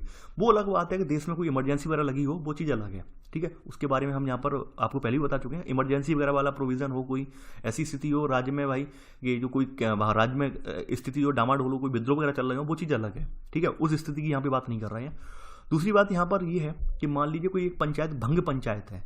भंग का मतलब ये है कि भाई यानी कि यहाँ पर कदाचार व्यक्ति वगैरह में जो सम्मिलित पाए गए हैं, यहाँ के जो प्रधान वगैरह हैं या फिर यहाँ से पंचायत से बिलोंग करने वाले व्यक्ति वगैरह हैं, यहाँ पर उनके विरुद्ध बीच में ही अविश्वास प्रस्ताव ला दिया गया है, उनका बहुमत समाप्त हो गया है, उनके बीच अविश्वास प्रस्ताव ला के उन्हें हटा दिया गया है, भंग कर दिया गया है। तो भंग होने वाली जो पंचायत होगी उसके स्थान पर जो नई पंचायत गठित की जाएगी उसका कार्यकाल जो है भंग हुई पंचायत के शेष कार्यकाल तक ही रहेगा। ठीक है, यानी कि पूरा उसे 5 साल और एक्स्ट्रा नहीं मिलेंगे। यानी कोई पंचायत मान लो भंग कर दी गई, भंग के स्थान पर नई पंचायत का गठन किया गया, तो नई गठित पंचायत जो होगी वो शेष अवधि के लिए ही कार्य करेगी, ना कि 5 साल उसे अलग से दिए जाएंगे। ये यहाँ पर लिखना जरूरी है और इम्पोर्टेंट भी है, याद रखना ठीक है। कभी कभी भंग कर दी जाती है। भंग करने का रीज़न का जैसे कदाचार वगैरह का रीज़न होता है, भ्रष्टाचार में व्याप्त पाए जाते हैं पर्सन, तो जो भंग कर दी जाती है। और भी सारे रीज़न होते हैं, मान लीजिए कोई क्रिमिनल ऑफेंस उसमें फंस गए हैं, ठीक है, या फिर उसमें केस में कोई मतलब क्रिमिनल केस में कोई उन्हें जो है सजा वगैरह मिल गई है, तो तमाम यहाँ पर प्रावधान है, इसके तहत जो है भंग कर दी जाती है। तो यहाँ पर ये नोट करके आप लिख लेना यहाँ पर कि ठीक है कि एक पंचायत जो समय से पूर्व भंग होने पर पुनर्गठित हुई है वह पूरे 5 वर्ष की निर्धारित अवधि तक कार्यरत नहीं होती, बल्कि केवल बचे हुए समय के लिए ही कार्यरत होती है। ठीक है। अब यहां पर अगला जो आपका आर्टिकल है यानी कि 243E में आपने यहां पर इनके यहां पे पंचायतों का कार्यकाल देख लिया है। ठीक है। अब यहां पंचायतों के कार्यकाल के बाद यहां पर अब आगे देखते हैं। ठीक है। यहां पर देखते हैं अर्हता, कौन कौन से व्यक्ति जो है सदस्य, यानी कि कोई भी व्यक्ति, अनर्हताएं बताई गई, कोई भी व्यक्ति पंचायत का सदस्य नहीं बन पाएगा यदि वो उसके पास यानी कि ये चीज़ें अगर हैं या फिर नहीं है तो उसके अकॉर्डिंग यहाँ पर ये डिस्क्वालीफाई कर दिया जाएगा। जैसे राज्य विधानमंडल के निर्वाचित होने के उद्देश्य से संबंधित राज्य में उसके प्रभावी कानून के अंतर्गत, ठीक है, या राज्य विधानमंडल के जो कानून के बनाए हुए अंतर्गत वो है, वहाँ पे पहली बात तो जो है मतदाता सूची में शामिल होना चाहिए, वहाँ की संबंधित राज्य से बिलोंग करने वाला व्यक्ति है। और सीधे शब्दों में देखिए पूरी भाषा जो है वो मत पढ़िए, भाषा पढ़ेंगे तो कन्फ्यूज हो जाएंगे। ठीक है। 21 साल से कम नहीं होना चाहिए। ठीक है। 21 साल से ऊपर की एज का होना चाहिए अगर इसका इलेक्शन लड़ना है तो। सबसे बड़ी बात ये समझ लीजिए आप सीधे शब्दों में, ज़्यादा मैं घुमाऊंगा नहीं। 21 साल से एवं व्यक्ति होना चाहिए, तभी जो है इसका जो चुनाव लड़ पाएगा। ठीक है। यानी कोई व्यक्ति डिस्क्वालीफाई किया जा सकता है, जैसे यहाँ पे दिया है 25 वर्ष से कम आयु का है, यदि 21 वर्ष की आयु पूरी कर चुका है। देखिए यहाँ पर ये भाषा पूरी दी गई है, संवैधानिक भाषा दी गई है, और संवैधानिक भाषा से मुझे हमेशा से पता नहीं चिढ़ रही इसलिए रहती है, स्पष्ट रूप में लिखी जाती है। ठीक है। इतना कॉम्प्लेक्स बना दिया जाता है, सीधे सीधे हिसाब से कह दो तो क्या दिक्कत हो जाए, लेकिन वो घुमा के कहेंगे। तो हम यहाँ साफ साफ बता दे रहे हैं, अगर आप 18, 19 या 20 के हैं और चुनाव लड़ना चाह रहे हैं ग्राम पंचायत स्तर पर या फिर माध्यमिक स्तर पर या फिर जिला परिषद स्तर पर चुनाव लड़ना चाह रहे हैं तो आप डिस्क्वालीफाई हो जाएंगे। आपको इसके लिए 21 साल से एबव होना चाहिए। ठीक है। पहली बात ये समझ लीजिए। ठीक है। तो अनर्हता देख लिया आपने, आगे बढ़ते हैं यहाँ पर। अब देखिए राज्य निर्वाचन आयोग, यहाँ पे बात की गई है राज्य निर्वाचन आयोग की। देखिए राज्य निर्वाचन आयोग का प्रावधान जो होता है, मैंने बताया भी था, गौडगिल समिति जो थी, गौडगिल समिति में बताया भी गया था। और आपका संविधान का आर्टिकल 244 लिख रहा हूं मैं, 243 के जो है ये राज्य निर्वाचन आयोग की बात करता है।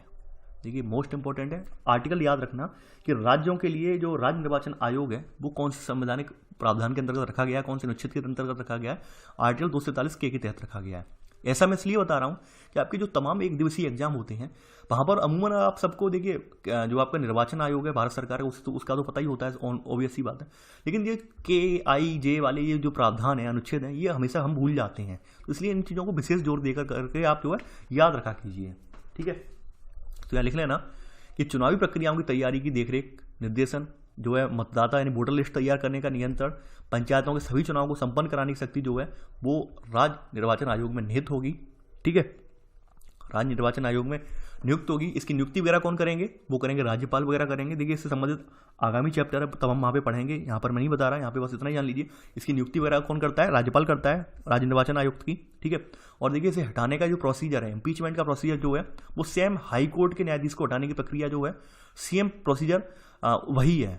ठीक है। यानी कि ऐसे नहीं है कि भाई जब चाहे तब हटा दिया हमने, ऐसे प्रोसीजर से नहीं हटाया जाता है। सेम जो प्रोसीजर हाई कोर्ट के न्यायाधीश का इम्पीचमेंट होता है, ठीक है, उसी तरह से इसे भी हटाया जाएगा। ठीक है।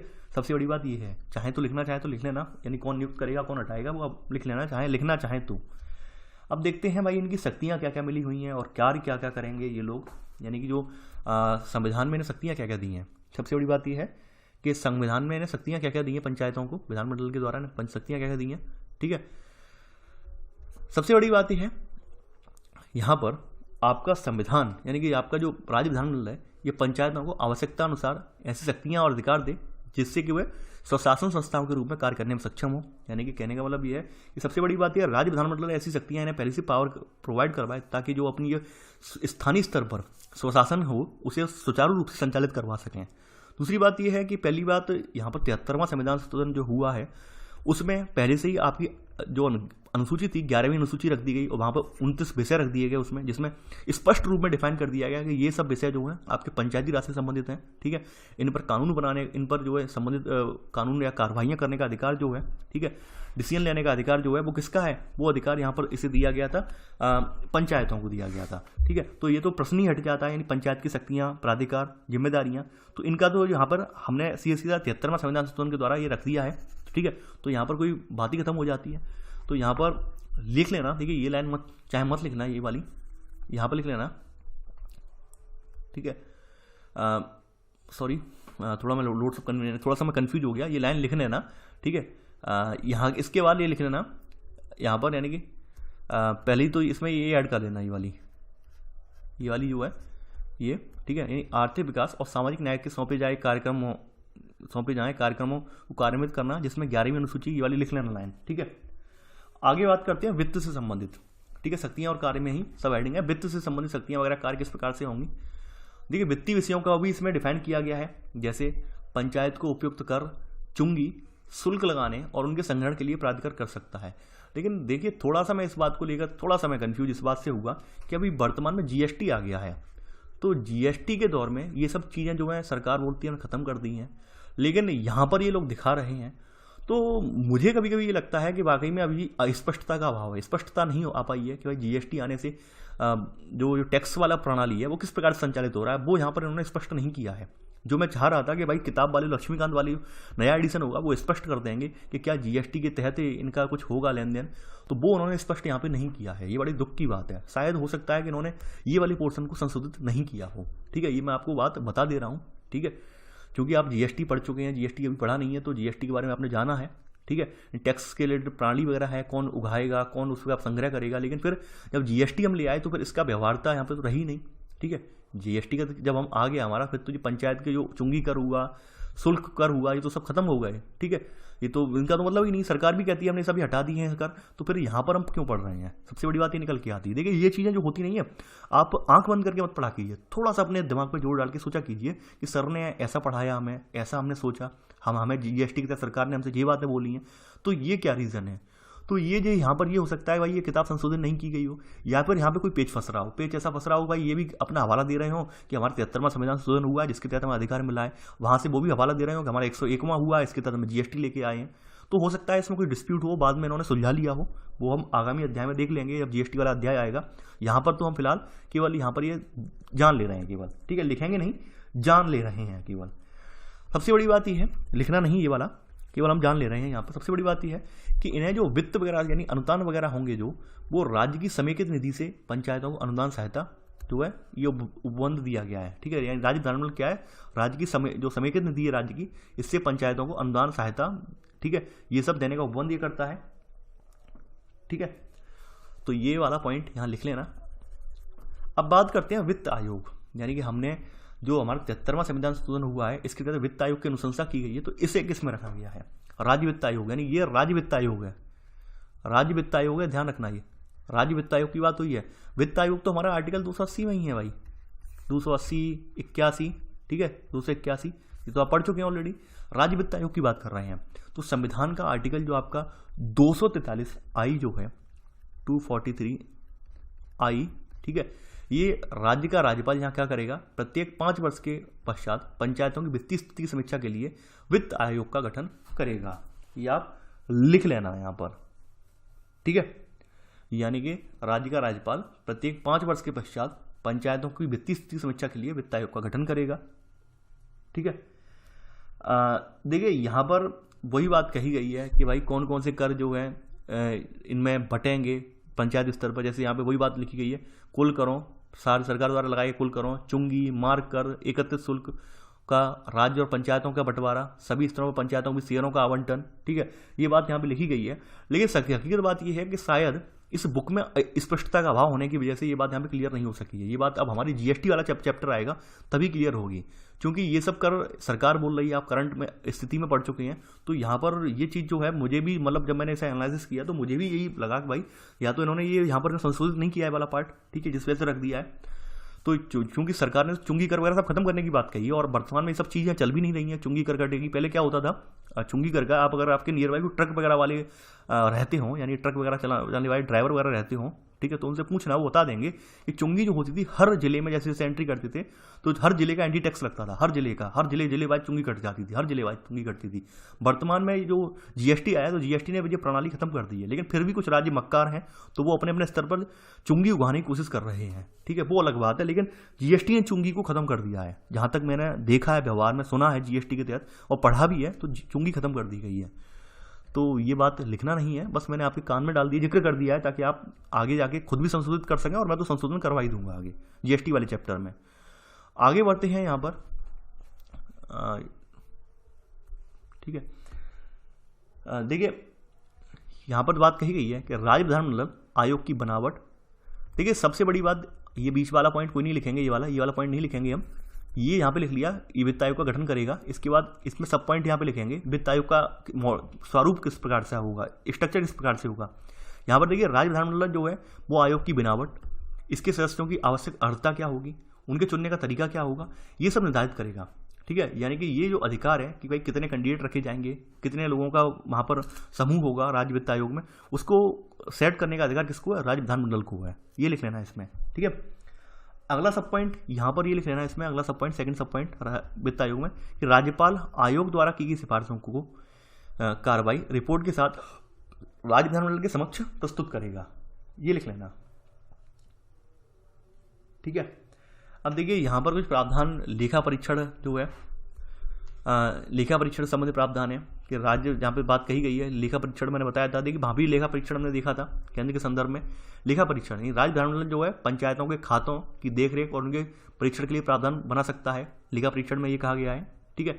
अब देखिए कुछ चीज़ें जो हैं, कुछ कानून संघीय क्षेत्रों पर लागू होना, यानी पंचायती राज संघीय क्षेत्रों पर लागू होगा या नहीं होगा, ये बात बड़ी स्पष्ट निकल के आती है कि क्या ये संघीय क्षेत्रों पर लागू होगा, या संघीय क्षेत्रों पर मान लो लागू हो जाता है तो क्या उसमें कुछ फेरबदल होगा। देखिए ये सब अधिकार जो है इस पर राष्ट्रपति का होता है। ये राष्ट्रपति अगर चाहेगा कि भाई कुछ संशोधनों के साथ जो संघीय क्षेत्र केंद्र शासित प्रदेशों में लागू किया जाए तो संशोधनों के साथ लागू होगा पंचायती राज, ठीक है। तो ये इसके बारे में आपका संविधान का आर्टिकल 243 243L, ठीक है, ये यही बताया गया है 243L में, ठीक है। 243 में ये क्या है, संघीय क्षेत्रों पर लागू होने वाला कानून किस प्रकार से लागू किया जाएगा पंचायती राज, वो बताएगी ये स्थिति। देखिए ये लाइन ये मत लिखना, यहाँ पर ये लिख लेना, संघीय क्षेत्रों पर लागू होना, ठीक है, लिख लेना। यहाँ पर राष्ट्रपति निर्देशित कर सकता है कि ये प्रावधान किन्हीं अपवादों तथा संशोधनों सहित किसी संघीय क्षेत्र पर लागू होंगे, ठीक है, जैसा कि वे निर्धारित करें। यानी पंचायती राज के बारे में राष्ट्रपति को अधिकार है कि वो किस तरह से उसमें संशोधन करवा के उसके कुछ अपवादों के स्वरूप उसे लागू करवा सकता है वो, ठीक है। यानी उसके मूल जो ढांचा है 73वें संविधान के द्वारा जो मूल ढांचा रखा गया उसमें परिवर्तित करवा के अपने हिसाब से मान लागू करवा सकता है, ठीक है। अब देखिए यहाँ पर कुछ राज्यों के लिए छूट भी दी गई है। मुझे सबसे बड़ी बुरी चीज़ यही लगी संविधान में कि कहीं कहीं अपवाद वाली स्थिति रखी नहीं गई है, यही सबसे बेकार लगती है मुझे कि आपने दे भी दिया है, अपवाद भी दे दिया, फिर मतलब क्या रह गया, एक जैसा एक रूपता लाने का मतलब क्या रह गया। वही बात मुझे आगे तक खलती है, समझ में नहीं आती है संविधान निर्माताओं की, ठीक है। क्या मतलब प्रयोजन क्या रखा है इन्होंने, मतलब बार बार बीच बीच में आपने छूट भी दे दी, ये कर दिया वो कर दिया, तो छूट का वो गलत फायदा उठाते हैं फिर बाद में। देखिए यहाँ पे लिखा गया है यह कानून नागालैंड, मेघालय, ठीक है, और कुछ अन्य विशेष राज्यों पर लागू नहीं होता। यानी पंचायती राज वाला जो कानून है, ये कानून मेघालय, जो है नागालैंड, मेघालय, मिजोरम और कुछ अन्य विशेष क्षेत्र हैं या विशेष राज्यों के क्षेत्र हैं उन पर ये लागू नहीं होता है, ठीक है। अब जैसे कौन कौन से क्षेत्र आते हैं, अनुसूचित आदिवासी क्षेत्र जो हैं, ठीक है। दूसरी बात है मणिपुर के पहाड़ी क्षेत्र हैं, ठीक है, जहाँ पर जिला परिषद है वहाँ पर ये लागू नहीं होगा। पश्चिम बंगाल का दार्जिलिंग जिला, ठीक है, जहाँ पर गोरखा हिल परिषद है वहाँ पर ये लागू नहीं होगा। देखिए इसको लेकर आपने देखा होगा काफ़ी लंबा गोरखा आंदोलन भी चला था, दार्जिलिंग क्षेत्र काफ़ी दिनों से सुलगता रहा था, अभी हाल की 1.5 साल पहले की बात है, ठीक है। तो वहाँ पर काफ़ी एक लंबा संघर्ष चला था इस चीज़ को लेकर। तो ये सब चीज़ें हैं कहीं ना कहीं क्लैश भी करवाती हैं, यानी कि झगड़े की जड़ भी होती हैं, जो स्पष्ट चीज़ें होती हैं और बाद में उन्हें खत्म करती है सरकार, तो वो तो झगड़े की जड़ उत्पन्न करवाती हैं, ठीक है। तो यहाँ पे लिख लेना इसमें, ठीक है। इन क्षेत्रों के अंतर्गत और राज्यों के अनुसूचित आदिवासी और क्षेत्रों में, ठीक है, मणिपुर के पहाड़ी क्षेत्रों में जहाँ जिला परिषद का अस्तित्व है, पश्चिम बंगाल का दार्जिलिंग जिला जहाँ पर दार्जिलिंग हिल परिषद अस्तित्व में है, ठीक है। तो यहाँ पर ये जो है छूट के साथ या फिर इनमें कुछ लागू ही नहीं होगा, ये वाला पंचायती राज यहाँ पर लागू ही नहीं होगा, ठीक है, और लागू भी होगा तो इसका स्वरूप जो है वो लोग निर्धारित करेंगे, संबंधित राज्य जो है क्षेत्रों के लिए निर्धारित करेगा। ठीक है, जैसा कि आप विशेष प्रावधान में आप पढ़ चुके हैं, राज्यों के लिए जो विशेष प्रावधान दिए गए थे उनमें आपने 371 ठीक है करके आपने देख लिया था ABCD, ठीक है, कि कौन कौन से राज्य के लिए क्या क्या प्रावधान थे, वहां पे आप देख चुके हैं। आगे बढ़ते हैं। यहाँ पर देखिए, यहाँ पर लिखा है, इस प्रावधान के अंतर्गत संसद ने पंचायतों के प्रावधान यानी अनुसूचित क्षेत्र तक विस्तारित करने के लिए एक पेशा अधिनियम, पेशा एक्ट, ठीक है, विस्तार कानून के नाम से बनाया है, जो ये अधिनियमित करता है कि किन क्षेत्रों में लागू होगा, किन में नहीं होगा, और किन में लागू होगा तो वहाँ पे उन्हें क्या क्या विशेष छूट दी जाएगी। ठीक है, पेशा एक्ट के बारे में इसमें आगे दिया गया है, यहाँ पे लिखना मत, और वहाँ पर हम इसे डिटेल में पढ़ेंगे पेशा एक्ट को। ठीक है, अभी 5 मिनट रुक जाइए, 5 मिनट से मतलब 5 या 10 मिनट रुक जाइए इसी वीडियो में, तो हम वहाँ पे आगे पूरा पढ़ लेंगे। तो यहाँ पर लिखना मत, यानी कि ये जो यहाँ पर छूट वगैरह दी गई है, ये पेशा एक्ट के तहत यहाँ पर जो है बनाया गया बाद में, जिसके तहत यहाँ पर बताया गया कि जहाँ पर पंचायती राज संस्थाएं उनका स्वरूप, वहाँ पर उनके लिए कुछ छूट दे दी गई है। ठीक है, आगे बढ़ते हैं। यहाँ पर अब देखिए, यहाँ पर वही बात कही गई है, हालांकि संसद चाहे तो इस अधिनियम को ऐसे अपवादों और संशोधनों के साथ जो अनुसूचित क्षेत्रों और जनजाति क्षेत्रों में लागू कर सकती है, जो वह उचित समझे। देखिए, ये चीज़ें मुझे लगती नहीं, ये सच में मुझे कभी कभी इरिटेट कर देती हैं।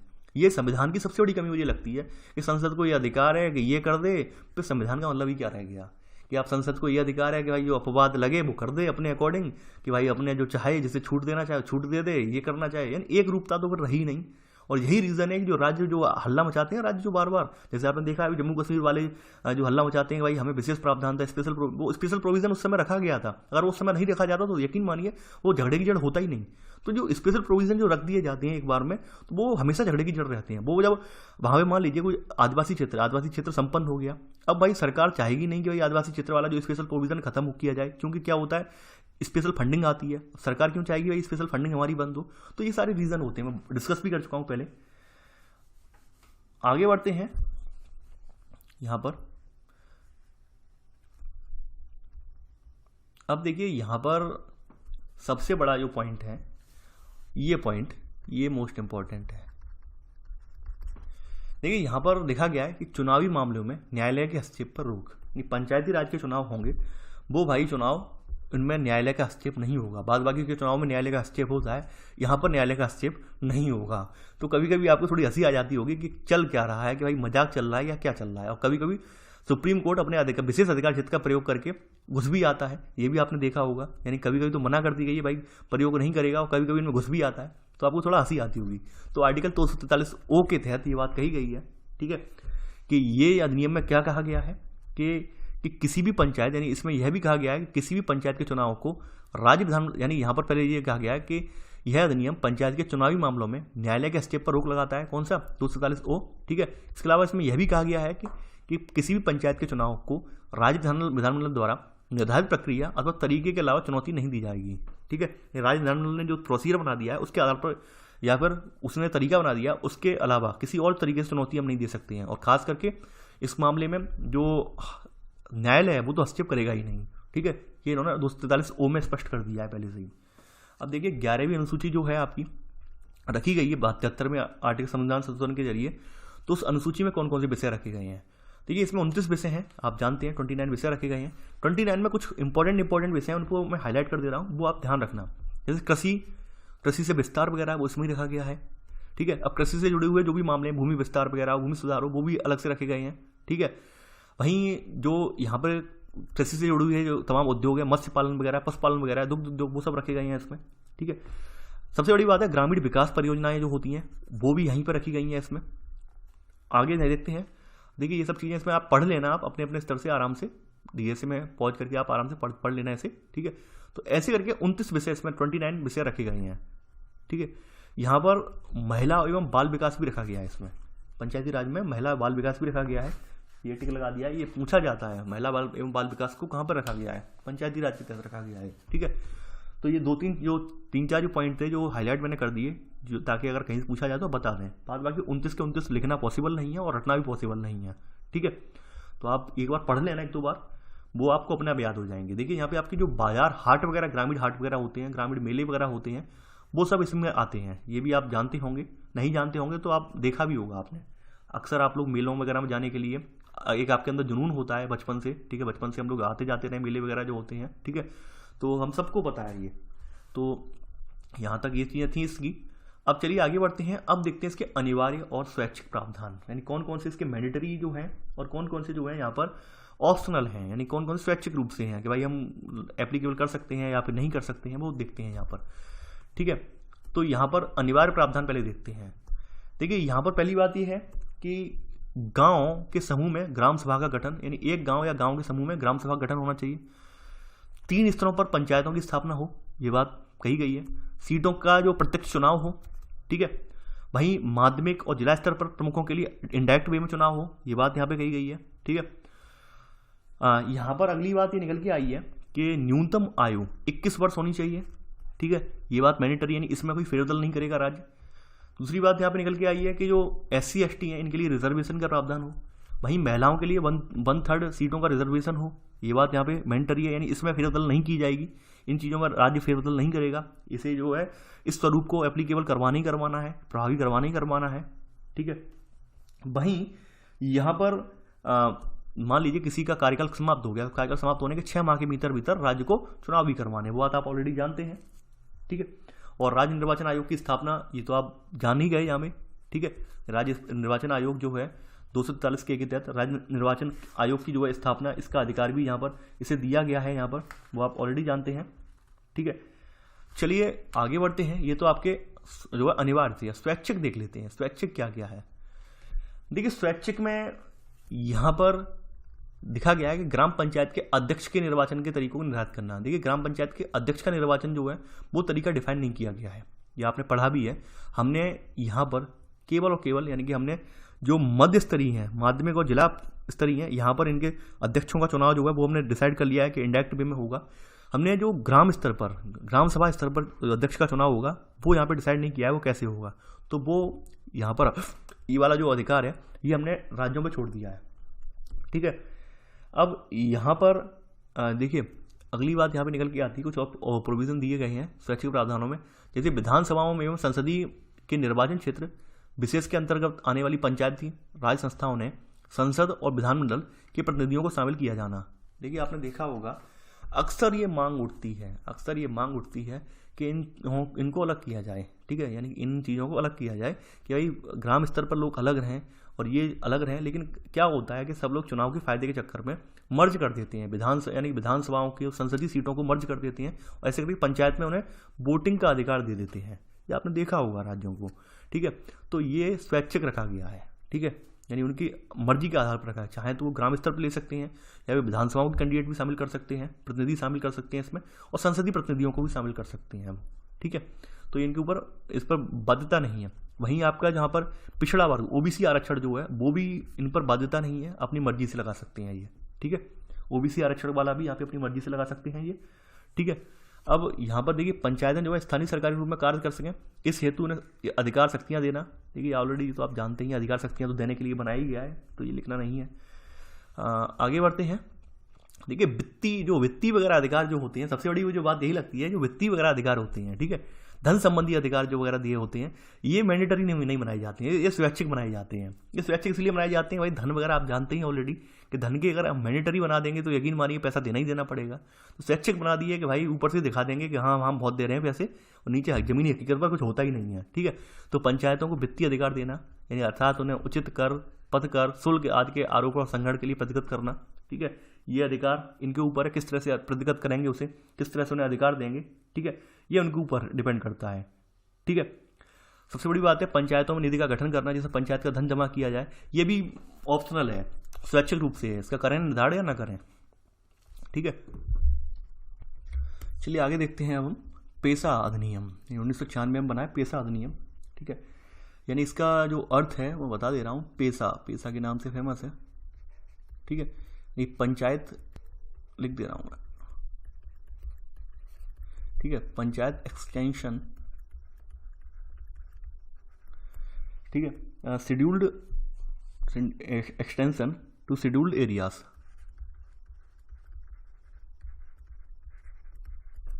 ये इसकी फुल फॉर्म है, ठीक है। देखिए ये जो पेशा अधिनियम बना था, इसको बनाने का रीज़न क्या था? रीज़न ये था, आपने पढ़ा होगा, अगर नहीं पढ़ा है तो एक बार थोड़ा रिवाइज कर लें। आपका चैप्टर नंबर 3 संविधान का जो है, संविधान की प्रमुख विशेषताओं, चैप्टर नंबर 3 है जो आपका, उसमें जो अनुसूचियाँ हैं उनका जिक्र किया गया है। तो वहाँ पर आपकी एक 5वीं अनुसूची है, 5वीं अनुसूची है, वहाँ पर ये कहा गया है कि जो आपकी अनुसूचित और जनजातीय क्षेत्र हैं इनका प्रशासन और नियंत्रण, इनके बारे में उपबंध दिया गया है वहाँ पर, ठीक है। यानी इनका उपबंध कौन करेगा, कौन कौन से लोग यहाँ पर जो है जिनके ऊपर दायित्व सौंपा गया है। तो देखिए पहले से हमने 5वीं अनुसूची के लिए हमने ये चीज़ें वर्णित कर दी थी। अब रीज़न क्या था कि वहाँ पर ये टकराव हो रहा है। टकराव ये हो रहा है भाई, पंचायती राज वाली जो अवधारणा है वो समूचे देश के लिए एक जैसी है। अब ऐसे में हमने संविधान में पहले से इनका भी जिक्र कर दिया है, 5वीं अनुसूची में इनका जिक्र कर दिया है, ठीक है, अनुसूचित जातियों का जिक्र कर दिया है, जनजातीय क्षेत्रों का जिक्र कर दिया है। तो जरूरी ये है कि भाई कैसे भी करके इस प्रावधान को या तो वहाँ पर निष्प्रभावी कर दिया जाए, या निष्प्रभावी कर दिया जाएगा तो वर्तमान में हम 73वां संविधान संशोधन जो किया है, जिसमें एक रूपता की बात करी है हमने, वो व्यर्थ चली जाएगी। तो वो जो बात हमने कही है 73वें संविधान संशोधन में, वो व्यर्थ ना जाए, इसके लिए हमने क्या किया कि यहाँ पर हमने पेशा अधिनियम बना दिया। पेशा अधिनियम के तहत हम यहाँ पर जो हम अपना संविधान का भाग 9 है, यानी पंचायती राज से रिलेटेड जो भी प्रावधान है, तो ये उन क्षेत्रों में हम, ठीक है, यानी कि जो लागू नहीं होंगे, किन किन क्षेत्रों में, जो 5वीं अनुसूची के अंतर्गत जो क्षेत्र आते हैं उन पर लागू नहीं होंगे। अगर लागू भी होते हैं तो कुछ संशोधनों के साथ, ठीक है, यानी अगर लागू भी होते हैं तो कुछ अपवादों तथा संशोधनों सहित उन क्षेत्रों पर लागू कर सकती है, ठीक है। यहाँ पर ये बात इसमें कही गई है पेशा अधिनियम में। तो यहाँ पर आप लिख लेना आप इसमें 1996 का पेशा अधिनियम, 1996 का पेशा अधिनियम, ठीक है, जिसे हम विस्तार अधिनियम, एक्सटेंशन का मतलब विस्तार होता है कि पंचायतों से संबंधित संविधान का भाग 9 5वीं अनुसूची में वर्णित क्षेत्रों पर लागू नहीं होगा। 5वीं अनुसूचित में मतलब कि अनुसूचित जनजाति क्षेत्रों के लिए, ठीक है, अनुसूचित और जनजाति क्षेत्रों के प्रशासन से पर लागू नहीं होगा, ठीक है, लागू नहीं होगा। हालांकि संसद इन प्रावधानों को कुछ अपवादों तथा संशोधनों के सहित उन उक्त क्षेत्रों पर लागू कर सकती है, ठीक है, ये लिख लेना। अब देखिए वर्तमान में जो पेशा अधिनियम के तहत कुछ क्षेत्र आते हैं वो कौन कौन से हैं, लिख लेना आप। देखिए वर्तमान में आपका जो है यहाँ पर 10 राज्य जो हैं 5वीं अनुसूची क्षेत्र में आते हैं। 10 राज्य कौन कौन से हैं? आंध्र प्रदेश में अनुसूचित जनजातियाँ हैं, तेलंगाना है, छत्तीसगढ़ है, गुजरात है, हिमाचल है, झारखंड है, मध्य प्रदेश है, महाराष्ट्र, उड़ीसा और राजस्थान। तो ये 10 राज्य जो हैं, यहाँ पर अगर पंचायती राज अगर अप्लाई करवाया जाएगा तो उसमें संसद जो है कुछ विशेष छूट देकर अप्लाई करवाएगी, क्योंकि यहाँ पर कुछ क्षेत्र जो हैं वो जनजातीय क्षेत्र हैं और जनजातीय क्षेत्रों वाला प्रशासन के बारे में पहले से संविधान का 5वीं अनुसूची में उनका वर्णन कर दिया गया है। तो जरूरी ये था कि भाई टकराव ना हो, यानी हमने नया संविधान संशोधन जो किया है और पहले से जो चीज़ चली आ रही है उसका टकराव ना हो, तो इसलिए हमने यहाँ पे कुछ प्रावधान बना दिए, ठीक है, कुछ हमने यहाँ पर कुछ रियायतें वगैरह ऐड कर दी, उसे हम पेशा अधिनियम के नाम से जानते हैं, ठीक है। तो पेशा अधिनियम में है कुछ नहीं, बस यही है कि हम कुछ विस्तार कर देंगे। विस्तार से मतलब कुछ अपवाद या कुछ संशोधन के जरिए हम जो है अपना पंचायती राज है वो व्यवस्था वहाँ पर अप्लाई करवा देंगे, ठीक है। अब वो कैसे अप्लाई करवाएंगे वो हम यहाँ पर देखेंगे, ठीक है। तो देखिए यहाँ पर सबसे बड़ी बात है इसका उद्देश्य क्या है। उद्देश्य ये है कि यहाँ पर जो ऐसी जो आपके अनुसूचित क्षेत्र हैं उनमें शेड्यूल क्षेत्र हैं उनमें ये विस्तारित करना, किसको, पंचायती राज को विस्तारित करना, ठीक है। दूसरी बात यह है कि जो जनजातीय जनसंख्या है इनको सुशासन प्रदान करना, क्योंकि भाग संविधान का जो अनुसूची 5 है वो पहले से ही अनुसूचित जनजातियों के प्रशासन के बारे में बताता है, ठीक है। तो यहाँ पर ही वही बात कही गई है कि अनुसूचित जनजातियों को हम विशेष रूप से अवसर देंगे, उन्हें यहाँ पर उनकी परंपराएं, उनके रिवाज वगैरह, इनकी सुरक्षा संरक्षण प्रदान करेंगे। ऐसा नहीं होगा पंचायती राज्यों के माध्यम से हम वहाँ पर बाहरी व्यक्तियों को लाकर बैठा दें, ऐसा बिल्कुल भी हम नहीं करेंगे, ठीक है। तो ये उद्देश्य इसके रखे गए हैं। तो ये पहला ये उद्देश्य और ये उद्देश्य, ठीक है।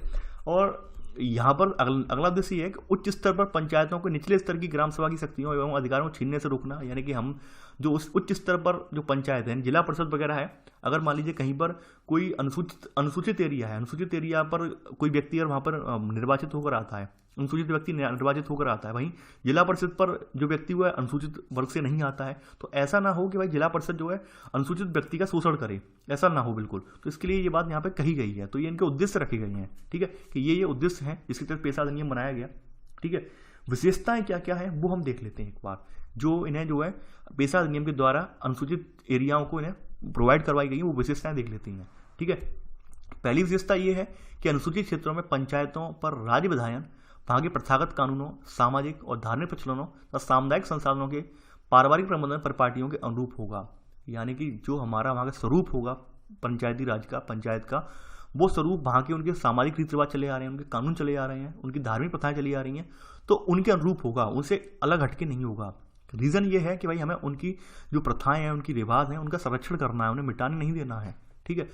देखिए मैं आप लोगों से आप लोगों ने एक लड़की ने मुझसे पूछा था कि सर संविधान में समानता की बात की गई है, विधि के समक्ष समानता, ये अवसरों के में समानता, फिर भी आरक्षण का प्रावधान है। आरक्षण का प्रावधान क्यों है?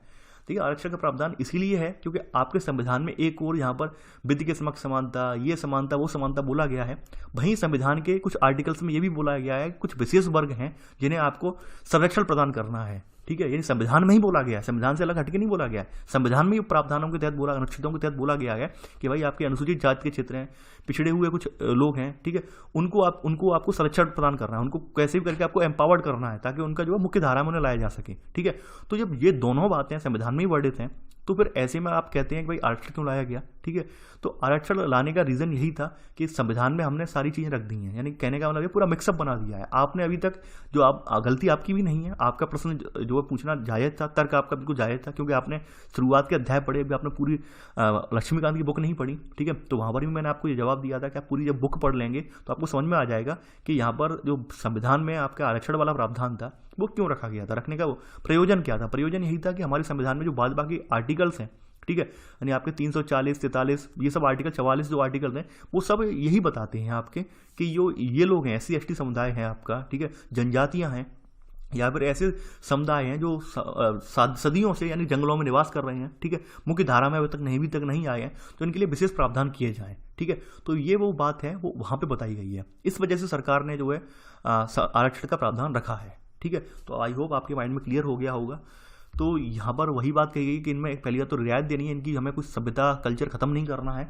दूसरी बात ये है कि प्रत्येक गांव में इनके लिए यहाँ पर जहाँ पर ये SC जो समुदाय है ये वाला, ठीक है, ST समुदाय जो है, प्रत्येक गांव में ग्राम सभा होगी जिसमें ऐसे लोग होंगे जिनका नाम ग्राम स्तर पर पंचायत के लिए निर्वाचक सूची में दर्ज हो। ठीक है, यानी पेशा अधिनियम में ये कहा गया कि भाई प्रत्येक गांव में एक ग्राम सभा होगी और जिसमें ऐसे लोग होंगे जिनका नाम ग्राम स्तर पर पंचायत के लिए निर्वाचक सूची में दर्ज हो। ठीक है, वही लोग यहाँ के लिए होंगे। ठीक है, अगली बात यहाँ पे निकल के आती है यहाँ पर, ठीक है, तीसरी बात, देखिए प्रत्येक ग्राम सभा अपने लोगों की परंपराओं एवं प्रथाओं, उनकी सांस्कृतिक पहचान, सामुदायिक संसाधन, विवाद निवारण, परंपरागत तरीकों की सुरक्षा संरक्षण इनमें सक्षम होगी। देखिए ये आप लिख चुके हैं ऑलरेडी पहले पॉइंट में, तो यहाँ पर रिपीट नहीं करेंगे। ठीक है, यानी कहने का मतलब वही है जो आप पहले पॉइंट में लिख चुके हैं। अगली बात यहाँ पे निकल के आती है जो अब देखिए ये निकल के आती है कि प्रत्येक पंचायत में, ठीक है, जो अनुसूचित क्षेत्र हैं, तो अनुसूचित क्षेत्रों में सीटों का आरक्षण उन समुदायों की जनसंख्या के अनुपात में होगा। यानी कि सबसे बड़ी बात यह है कि वहां पर अनुसूचित जनसंख्या कितनी है उसके हिसाब से सीटों का आरक्षण होगा। मान लीजिए अनुसूचित जनसंख्या सबसे ज्यादा है, मान लीजिए किसी ग्राम पंचायत में 100% अनुसूचित जनसंख्या है, तो ऑब्वियस सी बात है वहां पर जनरल, OBC, SC का मतलब ही नहीं रहा, फिर तो पूरा क्षेत्रीय अनुसूचित के लिए आ गया। ठीक है, तो जनसंख्या के हिसाब से डिसाइड होगा कितना आरक्षण उन्हें दिया जाए। ठीक है, तो यहाँ पे आप लिख लेना ये वाला पॉइंट कि प्रत्येक पंचायत में अनुसूचित क्षेत्रों में सीटों का आरक्षण उन समुदायों की जनसंख्या के अनुपात में होगा। ठीक है, आगे बढ़ते हैं।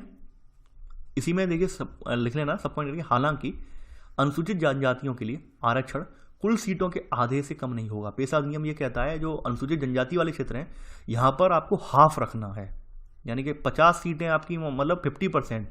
कहने का मतलब ये हुआ है जो जनजाति इलाके हैं, अगर मान लीजिए वहां पे जनजाति इलाकों में कुछ और वर्ग के लोग भी रह रहे हैं, तो ऐसी स्थिति में वहां पर आपको 50% सीटें जो हैं वो अनुसूचित जनजाति के लिए रिजर्व रखनी है।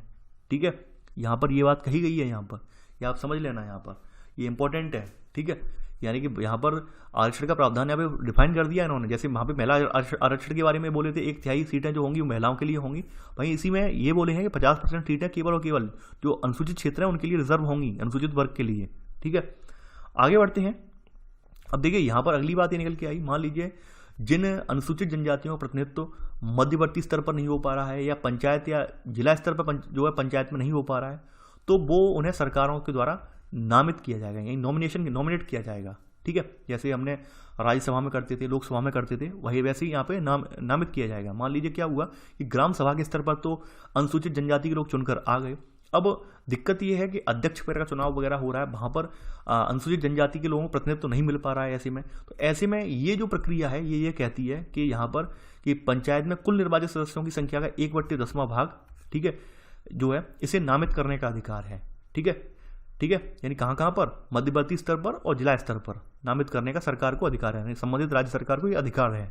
ठीक है, तो यहाँ पर लिख लेना कि जिन अनुसूचित जनजातियों का प्रतिनिधित्व मध्यवर्ती स्तर या इनमें नहीं हुआ है तो उन्हें सरकार के द्वारा नामित किया जा सकता है, हालांकि निर्वाचित कुल सदस्य संख्या के 1/10वें भाग से अधिक नहीं होगी। निर्वाचित जो नामित होगा वो 1/10 से ज़्यादा नहीं होगा। यानी मान लीजिए 100 कैंडिडेट जो आपके जो है ग्राम सभा स्तर पर चुने गए हैं, ठीक है, तो नामित जो होंगे वो 10 व्यक्ति केवल किए जा सकते हैं, 10%, ठीक है, इससे ज़्यादा नहीं होंगे। आगे बढ़ते हैं। यहाँ पर अगला जो प्रावधान है, देखिए यहाँ पर अगली बात कही है कि जो अनुसूचित क्षेत्रों में विकास परियोजनाओं के लिए भूमि अधिग्रहण के पहले अथवा अनुसूचित क्षेत्रों में, ठीक है, परियोजनाओं से पहले क्या करना होगा, हमें इनके पुनर्स्थापन की व्यवस्था करनी होगी, पुनर्वास की व्यवस्था करनी होगी, ठीक है, और इसके लिए पंचायत से सलाह भी ली जाएगी। क्योंकि ये समुदाय जो है सदियों से अपनी सांस्कृतिक विरासत को बनाए हुए हैं, सजोए हुए हैं, तो सरकार की ये नैतिक दायित्व है कि इनकी सांस्कृतिक जो विरासत है उसको नष्ट ना करें, ठीक है। तो सबसे पहले अगर मान लीजिए तमाम परियोजना, देखिए काफ़ी बार क्या होता है, आपने देखा होगा लौह खाने हैं, अयस्क वगैरह हैं, इनका जब पता लगता है, ठीक है, तो वहाँ पर खनन वगैरह स्टार्ट हो जाता है। अब चूंकि ये जनजातियाँ सदियों से जंगलों में रहती आई हैं तो जरूरी ये होता है कि भाई इनको कहीं रिहेबिलिट किया जाए, पुनर्वास किया जाए, प्रतिस्थापित किया जाए, ठीक है, कहीं पुनर्वास किया जाए इनका, ठीक है, ताकि इनका जो वर्तमान कल्चर है वो अफेक्टेड ना हो, ठीक है, उस पर प्रभाव ना पड़े, ठीक है। तो ये यहाँ पे कहा गया है, तो ये सरकार इस पर कार्य भी करती है।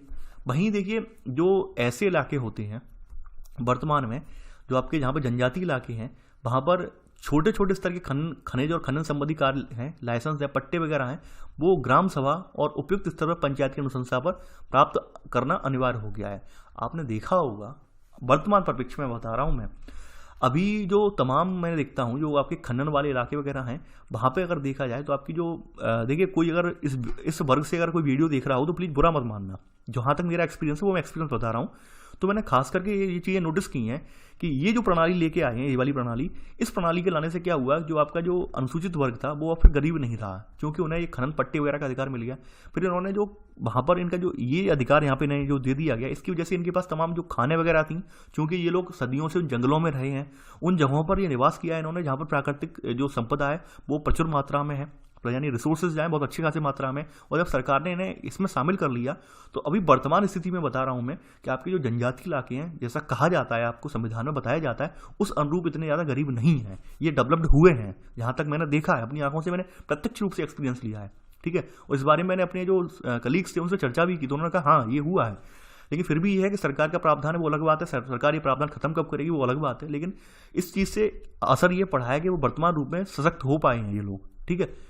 क्योंकि ये तो इनको खनन वगैरह का जो दायित्व था पहले सरकार का होता था, सरकार के हाथ में होता था, लेकिन अब ये निचले स्तर पर दे दिया गया है, तो इस चीज़ का इन्होंने फायदा भी उठाया है और कुछ लोगों ने इसका दुरुपयोग भी किया है। जैसा कि आप सभी जानते हैं, तो पट्टे वगैरह होते हैं, खनन वगैरह होते हैं, उनका दुरुपयोग भी लोग करते हैं, ठीक है। आगे बढ़ते हैं। यहाँ पर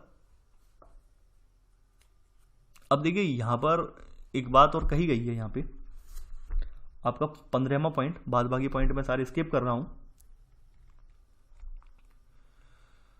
देखिए ये कहा गया है कि अनुसूचित क्षेत्रों में जिला स्तर पर प्रशासकीय व्यवस्था बनाते समय राज्य विधायिका संविधान की 6वीं अनुसूची का अनुसरण करेगी। 6ठी अनुसूची क्या है? देखिए 6ठी अनुसूची में आपके जो पूर्वोत्तर के कुछ राज्य हैं, असम है, मेघालय है, त्रिपुरा, मिजोरम राज्य हैं, तो 6ठी अनुसूची में इनके प्रशासन के बारे में उपबंध किया गया है। यानी पूर्वोत्तर के राज्यों में कुछ राज्य ऐसे हैं, इनके जनजातीय इलाकों के प्रशासन के बारे में उपबंध किया गया है। तो वही बात यहाँ पे बताई गई है, दोहराई गई है, ठीक है। यानी इससे क्लैश ना हो, इससे टकराव ना हो, आपके 73वें संविधान संशोधन का 11वीं अनुसूची का इससे टकराव ना हो, इस हमारे ये प्रावधान यहाँ पे पहले स्पष्ट किए गए हैं, ठीक है। एक लाइन में आप ये अर्थ समझ गए होंगे। अब चलिए आगे बढ़ते हैं। आपका पेशा अधिनियम आपने जान लिया किस लिए लाया गया था, क्यों उद्देश्य था, ठीक है। सबसे बड़ी बात आपने सब कुछ जान ली, देख ली। अब बात करते हैं पंचायती राज की वित्तीय स्रोत क्या क्या है, इन्हें कहाँ कहाँ से जो है पैसा प्राप्त होता है, कहाँ कहाँ से इनका जो खर्चा चलता है वो जान लेते हैं, ठीक है। देखिए संविधान के चौथे खंड का जो बड़ा हिस्सा है जो है वो पंचायती राज संस्थाओं के संरचनात्मक सशक्तिकरण के बारे में है, ठीक है। ये संविधान का चौथा खंड जो है यहाँ पे पंचायती राज से रिलेटेड है ये, ठीक है। तो इसका बड़ा हिस्सा जो है इनके सशक्तिकरण के बारे में है। इसमें कुछ प्रावधान दिए गए हैं। जैसे प्रावधानों के तहत सबसे पहला प्रावधान तो ये है कि संविधान का जो धारा 280 है वित्त आयोग, ठीक है, तो इसकी आधार पर केंद्रीय वित्त आयोग की अनुशंसाओं के आधार पर केंद्र सरकार से प्राप्त अनुदान, यानी केंद्र सरकार भी कुछ अनुदान प्राप्त कर देती है इन्हें, ठीक है कि नहीं। ग्राम जो आपकी पंचायती संस्थाओं के उदय के लिए, पंचायती संस्थाओं के अभ्युत्थान के लिए, ठीक है, पंचायती संस्थाओं के जो है जीर्णोद्धार के लिए आर्टिकल 280 के तहत जो वित्त आयोग है केंद्र सरकार का, वो भी इन्हें अनुदान प्रदान करता है। वहीं आपका जो राज्य वित्त आयोग है वो आर्टिकल 243I के तहत जो है राज्य वित्त आयोग की अनुशंसाओं पर राज्य सरकार से प्राप्त अनुदान इन्हें प्रदान करवाता है। ठीक है, ठीक है, ये चीज़ें कुछ इन्हें मिली हुई हैं। तो यहाँ पर आप इसमें लिख लेना पहला पॉइंट, यहाँ पर पहला पॉइंट और पहले के 2 सब पॉइंट। ठीक है, ये पहले का पहला सब पॉइंट है और ये पहले का दूसरा सब पॉइंट है। ठीक है, तो ये तो इनका संवैधानिक स्थिति है, इनके वित्तीय स्रोत की संवैधानिक स्थिति है ये। ठीक है, कहने का मतलब ये है वित्तीय स्रोत की इनकी संवैधानिक स्थिति है, जो है यहाँ पर संवैधानिक जो है स्थिति है इनकी। ठीक है, अब देखिए यहाँ पर एक बात यहाँ पे लिखी है इन्होंने कि देश भर में राज्यों ने पंचायतों के वित्तीय सशक्तिकरण पर पर्याप्त ध्यान नहीं दिया है। देखिए ये बात आप हकीकत में रियलिटी में जानते हैं, क्योंकि सभी का जो ध्यान होता है वो अधिकतर जो औद्योगिकरण वाले नगर होते हैं उनकी तरफ ज़्यादा होता है, क्योंकि औद्योगिकरण वाले नगरों पर मुनाफा ज़्यादा होता है, तीव्रतम गति से गति करते हैं, उनका विकास दर ज़्यादा होती है। ग्राम स्तर पर आज भी हमारे जो ग्राम वगैरह पिछड़े हुए हैं। ठीक है, क्योंकि वहाँ पे समुचित रूप से ध्यान नहीं दिया जा रहा है। ठीक है, तो लोग जो हैं, सरकारें जो हैं वो ये सोचती हैं भाई पंचायत स्तर पर इतना पैसा क्यों इन्वेस्ट किया जाए। नहीं, सरकार भी देखती है भाई हम इन्वेस्ट ऐसी जगह करें जहाँ से हमारी इकोनॉमी बैलेंस हो सके। अब हमने मान लीजिए पूरा पंचायतों को समृद्ध करने में पैसा लगा दिया तो क्या होगा। अब पंचायत में अगर हमने पैसा लगा दिया सब समृद्ध करने के लिए, तो विदेशी कंपनियां गांव में जाके तो अपनी इकाइयां स्थापित करेंगी नहीं भाई, गांव में जाके भाई किसानों से टाई अप तो करेंगी नहीं, उन्हें टाई अप करने के लिए बड़ी बड़ी फर्म चाहिए। ठीक है, बड़े बड़े जो है यहाँ पर आपके उद्योग धंधे चाहिए। ठीक है, तो इस वजह से ये जो है ये सब चीज़ें फैक्टर्स जो हैं, ये इन फैक्टर्स को देखते हुए जो राज्य सरकारें हैं वो इसमें रुचि नहीं दिखाती हैं। ये वर्तमान स्थिति निकल के आई है। ठीक है, ये वर्तमान स्थिति निकल के आई है कि राज्य सरकारें जो होती हैं फंडिंग करती ही नहीं है, बहुत कम करती हैं, तो यदा कदा बहुत कम करती हैं। ठीक है, अब देखिए यहाँ पर वही बात कही गई है कि पंचायतें जो हैं अनुदान के लिए वर्तमान में कि अनुदान के लिए केंद्र तथा राज्य सरकारों पर अत्यधिक निर्भर है। निर्भर होने का रीजन ये है कि उन्हें स्वायत्तता दी नहीं गई है। ठीक है, सब मैंने यानी कि अपना वो बेचारे यानी हर बार यही देखते हैं भाई केंद्र सरकार से या राज्य सरकार से हमें कभी अनुदान मिले, केंद्र सरकार की कोई योजना आए तो उसके जरिए हमें अनुदान प्राप्त हो, तो हमेशा यही देखते हैं। उन्हें वित्तीय स्वायत्तता प्रदान की नहीं गई है। उन्हें जो है कुछ विषयों पर यहाँ पे वित्तीय स्वायत्तता दे दी गई है। ठीक है, देखिए यहाँ पर आप ये तो देखिए ये तो आपके संवैधानिक स्थिति वाले पॉइंट तो लिख लिए, तो इंपॉर्टेंट लिखना ही लिखना है ये तो आपको। अब सेकंड पॉइंट लिख लेना कि देश भर में यहाँ पर ये पूरा लिख लेना। ठीक है, ये सेकंड पॉइंट लिख लेना, सेकंड का पहला सब पॉइंट लिख लेना, पंचायतें अनुदान के लिए यहाँ पर अत्यधिक निर्भर है। ठीक है, ये लिख लिया होगा। देखिए यहाँ पे मैं पूरा नहीं लिखवाऊंगा, कुछ कुछ पॉइंट मैं बता रहा हूँ यहाँ पे। अब देखिए 11वीं अनुसूची के कुछ विषय हैं, जैसे प्राथमिक शिक्षा है, आपका स्वास्थ्य सेवा है, जलापूर्ति है, स्वच्छता है, लघु सिंचाई है, आदि से संबंधित योजनाओं तथा उन पर होने वाले व्यय पर आज भी राज्य सरकार ही सीधे सीधे जिम्मेदार हैं। यानी कि इन सब पे व्यय करने का जो अधिकार है, इन सब से संबंधित नीतियां बनाने का अधिकार जो है, फंडिंग वगैरह करने का अधिकार जो है, फंड प्रोवाइड करवाने का अधिकार जो है, वो पंचायत स्तर का नहीं है, वो राज्य स्तर का ही है। इस वजह से पंचायती राज जो संस्थाएं इनकी व्यवहारिकता पर प्रश्न चिन्ह लग जाता है। फिर भाई बना ही क्यों गई हैं। ठीक है, आपने कहने को तो बना दिया है कि हमने ये कर दिया, हमने तो पंचायत यानी ग्राम स्तर पर सुशासन की अवधारणा को लेकर आए, लेकिन वास्तव में आपने कुछ किया ही नहीं है, तो फिर मतलब क्या रह गया। वही बात यहाँ पे कही गई है, तो आप इस सेकंड सब पॉइंट में लिख लेना। ठीक है, अब देखिए एक अंतिम पॉइंट इसमें और लिखवाऊंगा मैं बस, जो वित्तीय स्थिति वाली में, कि देखिए कई राज्यों में ये यहाँ पे मिलता है, कई राज्यों के विधायनों के अध्ययन से संकेत मिलता है, यानी कई राज्यों की जो विधायिक स्थिति है उससे संकेत ये मिलता है। ये कई तरह के कर हैं, शुल्क हैं, मार्ग कर हैं और फीस ग्राम पंचायत के अधिकार क्षेत्र में आते हैं। ठीक है, लेकिन जो अन्य चीज़ों के अलावा यहाँ पे चुंगी है, संपत्ति है, आवास, पेशाकार भूमि कर हैं, वाहनों पर लगने वाले कर हैं, मार्ग कर, मनोरंजन कर, ठीक है, लाइसेंस फीस, गैर कृषि भूमि पर कर, मवेशी पंजीकरण फीस, स्वच्छता जल निवास फीस, शिक्षा, ये सब जो कर वगैरह हैं। ठीक है, ये सब कर इनके अधिकार क्षेत्र में आते हैं। अब चूंकि ये चीज़ें जो होती हैं ग्राम स्तर पर होती हैं, निचले स्तर पर होती हैं, तो आपने देखा होगा कि तमाम जगहों पर ये चीज़ें कहीं कहीं लगाई नहीं जाती हैं। आपने देखा होगा जैसे मेले वगैरह होते हैं, पशु बाजार वगैरह लगते हैं, तो वहाँ पर रसीद कटती है। ठीक है, नहीं वैलिड रूप से रसीद वगैरह कटती है। तो काफ़ी जगह क्या होता है कि भाई लोग अपने मिलने वाले होते हैं, कहते हैं भाई ये सब क्या कटवाओगे यार, आपस में दे लेते हैं, पशुओं का जो है हम कौन सा बड़े लेवल पर व्यापार करेंगे। तो ये सब चीज़ों की फिर व्यवहारता नहीं रह जाती है। तो व्यवहारता जब नहीं रह जाएगी तो इनके पास फिर पैसा आएगा कहाँ से। तो ये सब चीज़ें जो है इनके अधिकार क्षेत्र में रख दी गई हैं ये वाली। ठीक है, और वर्तमान में जीएसटी से फिर इनका क्लैश हो रहा है, तो जीएसटी वाले अध्याय में फिर हम वहाँ पे क्लियर करेंगे क्यों क्लैश हो रहा है, फिर किस प्रकार से आवंटन कर रहे हैं इन्हें। ठीक है, यानी फाइनल अगर हम कहना चाहें तो फाइनली एक बात यही है कि इन्हें अपने पूरे वित्त के लिए, पूरे अपने खर्चा चलाने के लिए सीधा सीधा सरकार की तरफ देखना पड़ता है। एंड में निष्कर्ष यही निकल के आता है कि यानी कि कहने के लिए इन्हें तमाम स्वायत्तताएं दे दी गई हैं कि हमने ये दे दिया, हमने स्टैम्प ड्यूटी, ये फलाना ड्यूटी दे दिया, पकड़ा दिया, लेकिन हकीकत बात यह है कि इनके हाथ में कुछ लगता ही नहीं है। ये पूरा अपना जो है पूरा राज्य सरकार पर डिपेंड हो जाती हैं। ठीक है। और देखिए दूसरी बात यह है कि तमाम तरह के जैसे कर हैं, ये जल कर है, प्रकाश कर है, मवेशी पंजीकरण कर है, ये फिर जब स्थानीय स्तर पर सुशासन होता है तो लोग फिर ये सोचते हैं भाई स्थानीय स्तर पर है, हमारे गांव की स्थिति, लोगों की इकोनॉमी की स्थिति बहुत ज़्यादा बेटर नहीं है, अब उनके ऊपर हम टैक्स थोप देंगे तो पता नहीं वो क्या सोचेंगे, हमें अगले चुनाव में वोट देंगे या नहीं देंगे। इस वजह से लोग जो है ये सब चीज़ें लगा नहीं पाते हैं, चुने हुए व्यक्ति जो है सब चीज़ें लगा नहीं पाते हैं। आप व्यवहार में खुद अनुभव भी करते होंगे कि आपने देखा भी होगा कि लोग मनोरंजन कर वगैरह ये सब कर नहीं लगाते। नहीं लगाने का रीज़न ये होता है, वो सोचते हैं भाई अगर हमने इस बार कर लगा दिया तो मान लीजिए अगले चुनाव में तो हमारा पत्ता ही साफ हो जाएगा। ठीक है। तो ये भी डर रहता है। इस वजह से ये सब अधिकार जो मिले हुए हैं ना, इनका कोई उचित औचित्य नहीं रह जाता है। ठीक है। अब देखते हैं यहाँ पे देखिए ये लिखना नहीं है आर्टिकल, बस इसके पॉइंट टू द पॉइंट यहाँ पे आप नोट करते जाएंगे कि अप्रभावी निष्पादन के कारण, कि भाई हमने 73वां विधेयक पारित करवा के 73वां संविधान संशोधन के द्वारा हम यहाँ पे पंचायती राज हमने बना दिया, लेकिन रीज़न क्या रहा जो आज सफल नहीं हो पाया। सबसे बड़ी बात यह पर्याप्त हस्तांतरण का अभाव, जो कि अभी मैंने एक्सप्लेन किया है वही सेम है, यहाँ पे कुछ भी फेरबदल नहीं है। ठीक है। पर्याप्त हस्तांतरण का मतलब क्या है, चाहे शक्तियों का हस्तांतरण हो या वित्तीय हस्तांतरण हो, हमेशा पंचायती राज संस्थाएं जो है बिल्कुल निचले स्तर पर ही रखी रही हैं। ये कभी अपनी स्वायत्तता की बात कर ही नहीं पाई हैं। ठीक है।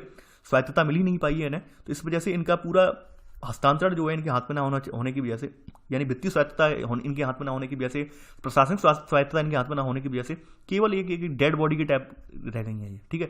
यानी इनका एकदम कोई कार्यकारी स्थिति जो है एकदम एक्टिव रूप में नहीं है। ठीक है। डेड रूप में रह गई है ये। दूसरी बात यह है कि भाई ये नौकरशाही का अत्यधिक नियंत्रण है, यानी इसमें तमाम योजनाएं वगैरह होती हैं, तमाम फंडिंग वगैरह जो होती है उसके लिए इन्होंने ये कर दिया है कि विलेज डेवलपमेंट ऑफिसर, बीडीओ वगैरह हैं, ब्लॉक डेवलपमेंट ऑफिसर हैं, ठीक है, तमाम अधिकारी लगा दिए हैं कि उनकी उपस्थिति में, उनकी यहाँ पर निरीक्षण में ये सब चीज़ें जो है ये सब चीज़ें इनकी जो है निकाली जाएंगी, पैसा वगैरह इन्हें प्रोवाइड करवाया जाएगा। तो नौकरशाही ज़्यादा हावी होने की वजह से यहाँ पर जो है ये सब चीज़ें जो पंचायती राज वाली हैं वो सही रूप में चल नहीं पा रही हैं। ठीक है। ये आप स्थिति जानते भी होंगे। नौकरशाही पता क्या करती है, यही करती है चुनने के बाद कि भाई अगर 1 लाख रुपए की धनराशि आई, ठीक है, मान लीजिए 1 लाख रुपए की धनराशि सरकार ने आवंटित की, अब 1 लाख रुपए की धनराशि को निकालने के लिए प्रधान क्या करता है, प्रधान से भाई जो बीडीओ वगैरह सेक्रेटरी वगैरह वो कहता है भाई 1 लाख में से 10% वाला हिस्सा हमें भी दे दीजिए। अब प्रधान ने उसे 10% पकड़ा दिया। ठीक है। अब प्रधान भी लालच में आ जाता है, फिर और कोई अधिकारी होता है वो कहता है थोड़ा मुझे भी दे दीजिए। तो 1 लाख में से कर करके 50-60 हज़ार रुपये आगे टिकता है, और 50-60 में से आगे फिर बाद में प्रधान ही सोचता है यार अब हमने इतना सब तो हमने दे दिया वहाँ पे, तो थोड़ा सा हम भी अपने जेब में क्यों ना रख लें। तो ऐसे करके फाइनली आपको मात्र 20,000 रुपये ही फिर गांव तक पहुंच पाता है, यानी जमीनी स्तर पर। मात्र एक एग्जाम्पल दे रहा हूं मैं यहाँ पर, तो ये आप स्थिति सब देखते होंगे। ठीक है। तो ये नौकरशाही का अत्यधिक नियंत्रण होने की वजह से ये सब चीज़ें व्यवहार में सही रूप से चल नहीं पा रही हैं। ठीक है। फंडों की प्रकृति, ठीक है, नहीं फंड वगैरह जो दिए जा रहे हैं वो पूरी तरह से नहीं दिए जा रहे हैं। सरकारी निधि पर अत्यधिक निर्भरता है, ये बात आप ऑलरेडी जानते हैं कि हमने ये सब चीज़ें दे तो दी हैं हमने कि ड्यूटी लगाने, ये अधिकार लगाने, ये अधिकार यहाँ पर फीस लगा सकते हैं, ये लगा सकते हैं, वो लगा सकते हैं, लेकिन फिर भी लगा नहीं पा रहे हैं, और इसलिए हमारी जो निर्भरता है ज़्यादातर सरकारी निधि पर ही रहती है। अब देखिए वही बात जो मैं बताई थी, वित्तीय अधिकारों के प्रयोग की अनिच्छा, जैसे सार्वजनिक शौचालय वगैरह। अब देखिए बनवाए कौन, बनवाए तो उन्हें फिर सफाई करवाने की जरूरत पड़ती है। अब ऐसा तो होता नहीं है, आप जानते हो सार्वजनिक शौचालय वगैरह भी बनवा दिए जाते हैं, हद से ज़्यादा गंदे होते हैं। वर्तमान में 2-4 जगहों के सही हों, वरना अक्सर आपने देखा हुआ गाँव वगैरह के शौचालय वगैरह आप स्थिति जानते हैं। ठीक है। खड़े होने का मन नहीं करता है वहाँ पर, तो ऐसे में वो कोई भाई आदमी उसके लिए पैसा कहाँ से दे जाएगा। तो ये सब चीज़ें हैं। ठीक है। जो इनमें जो है ग्राम स्तर पर जो अनिच्छा लोगों की जो है, यानी कि लोग एक्टिव रूप से चाहते ही नहीं है, वो बस यही चाहते हैं हम एक बार हम प्रधान बन गए या फिर हम सरपंच बन गए, जो भी बन गए, हम बस हमारी जेब भरती रहे, हम नाम के लिए हम अपना काम करते रहें, अपने काम निपटाते रहें, बस यही काफ़ी है। तो इस वजह से यहाँ पर पंचायती राज में स्थिति में सुधार नहीं आ पा रहा है। देखिए सबसे बड़ी कुछ स्थिति यहाँ पर एक ये है ग्राम सभा की स्थिति। और देखिए ये कुछ चीज़ें हैं, ये सब मैं अब एक लाइन में यहाँ पे डिफाइन कर दे रहा हूँ। सबसे बड़ी स्थिति हमारे देश में एक चीज़ और है, ये सब चीज़ें तो हैं ही, आप पढ़ लेना, इसमें कुछ नहीं है। देखिए सबसे बड़ी स्थिति ये है कि यहाँ पर अशिक्षित वर्ग जो है वो सबसे ज़्यादा जाता है। अशिक्षित वर्ग को रोकने के लिए जैसे कुछ राजस्थान सरकार वगैरह ने प्रावधान किया कि भाई 5वीं पास का तो सर्टिफिकेट होना ही चाहिए, 8वीं का होना चाहिए। राजस्थान का मैंने देखा हुआ है, अभी अन्य राज्यों का मुझे नहीं मालूम। यूपी वगैरह में तो ऐसा कोई बाउंडेशन नहीं है कि सरपंच का चुनाव लड़ने के लिए या प्रधान का चुनाव लड़ने के लिए आपके पास इतनी योग्यता होनी चाहिए, ऐसा यहाँ पे नहीं है यूपी वगैरह में, राजस्थान में तो है। ठीक है। तो ये चीज़ें हैं, ये चीज़ें बहुत यानी कि बहुत ज़रूरी हैं। मैंने देखा है भाई जो 1/3 महिलाओं को आरक्षण दे दिया गया है। अब देखिए महिलाओं को प्रधान सरपंच बना तो दिया जाता है, महिलाएं तो चौका बात यानी चौके चूल्हे तक ही रहती हैं, चूल्हे तक ही सीमित रहती हैं, उनके पति पूरी प्रधानी चलाते हैं, सरपंच ही चलाते हैं, ठीक है, यानी पति आराम से मजे मारते हैं बैठ के, ठीक है। तो ऐसे में ये सरपंच यानी जो आपकी जो पंचायती राज की व्यवहारिकता है वो उस पर प्रश्न चिन्ह लग जाता है कि भाई आप पंचायती राज में आपने महिलाओं को आरक्षण दिया है, SC ST समुदाय को आरक्षण दिया, लेकिन वो कुछ कर ही नहीं पा रहे हैं। आ तो गए हैं वहाँ पर लेकिन वो जानते ही नहीं है। अब जैसे SC ST वर्ग में भी मैंने देखा है, तमाम जगह पर क्या होता है भाई यहाँ पर शिक्षित नहीं है ये लोग SC ST, तो उनको अपर कास्ट वगैरह के लोग हैं वो उन्हें अपने फेवर में लेके उन्हें चुनाव लड़वा दिया, उन्हें चुनाव जितवा दिया। अब पूरी जो वहाँ पर सरकार है यानी प्रधान यानी कि जो गांव स्तर पर पूरी सरकार का प्रशासन है वो चलाने वाले व्यक्ति जनरल कैटेगरी के हैं, यानी यहाँ तो ये नाम मात्र के लिए केवल प्रधान बना दिए गए, सरपंच बना दिए गए, चलाने वाले व्यक्ति कोई और है वहाँ पर। तो ऐसी तमाम स्थितियाँ जो हैं, तो ऐसे में आप खुद सोच लीजिए कि पंचायती राज कितना फिर यथार्थ होगा, कितना यहाँ पर ये सही प्रकार से अपना प्रशासन चला पाएगा, ठीक है। तो इन सब चीज़ों पर हमें विचार करना होगा, इन सब चीज़ों को बदलना होगा, ठीक है, तभी हम जो है पंचायती राज को सुदृढ़ कर पाएंगे। सबसे बड़ी बात यह है कि मैंने जो पाया है वो ये पाया है कि यहाँ पर जो महिलाएं हैं, महिलाओं को अपने अधिकार जब तक नहीं मिलेंगे पूरी रूप से, महिलाएं शिक्षित रूप नहीं हो पाएंगी जब तक, ठीक है, अच्छे शिक्षित नहीं होंगी तब तक ये सब अधिकार जो इन्हें मिले हुए हैं, आरक्षण मिला हुआ है, इसका प्रयोग करना उनके लिए बिल्कुल निरर्थक हो जाएगा, कर ही नहीं पाएंगी, ठीक है। तो जरूरी है कि हम अपने यहाँ की जो महिलाएं हैं, ठीक है, अपने अपने घर की जो महिलाएं हैं, ठीक है, माताएं बहनें हैं, उन्हें शिक्षित करवाएं ज़्यादा से ज़्यादा। जब शिक्षित वो होंगी तभी वो अधिकारों की बात कर पाएंगी, ठीक है, समाज को बदल पाएंगी, ठीक है। सबसे बड़ी बात यह है कि मुझे सबसे बड़ी अच्छी बात यहाँ पे लगती है कि 1/3 महिलाएं सम्मिलित हैं, तो महिलाओं की भागीदारी तो अच्छी खासी है यहाँ पर, लेकिन हकीकत वही होती है। देखिए मैंने काफ़ी बार सोशल मीडिया वगैरह में फोटो वगैरह वायरल होते हैं कि भाई जो सरपंच जी हैं वो हमारी चूल्हे में लगी पड़ी हैं, चूल्हे पर रोटियाँ बना रही हैं और उनके पति जो है पूरा कामकाज संभाल रहे हैं भाई गाँव का। तो ये स्थितियाँ तमाम बार अखबारों में देखी होंगी, न्यूज चैनलों वगैरह में दिखाते हैं, देखिए वो घर में लगी पड़ी हैं, उनके पति देव पूरा वो चला रहे हैं। तो ये चीज़ नई नहीं है, ये बात आप ऑलरेडी जानते हैं, ठीक है।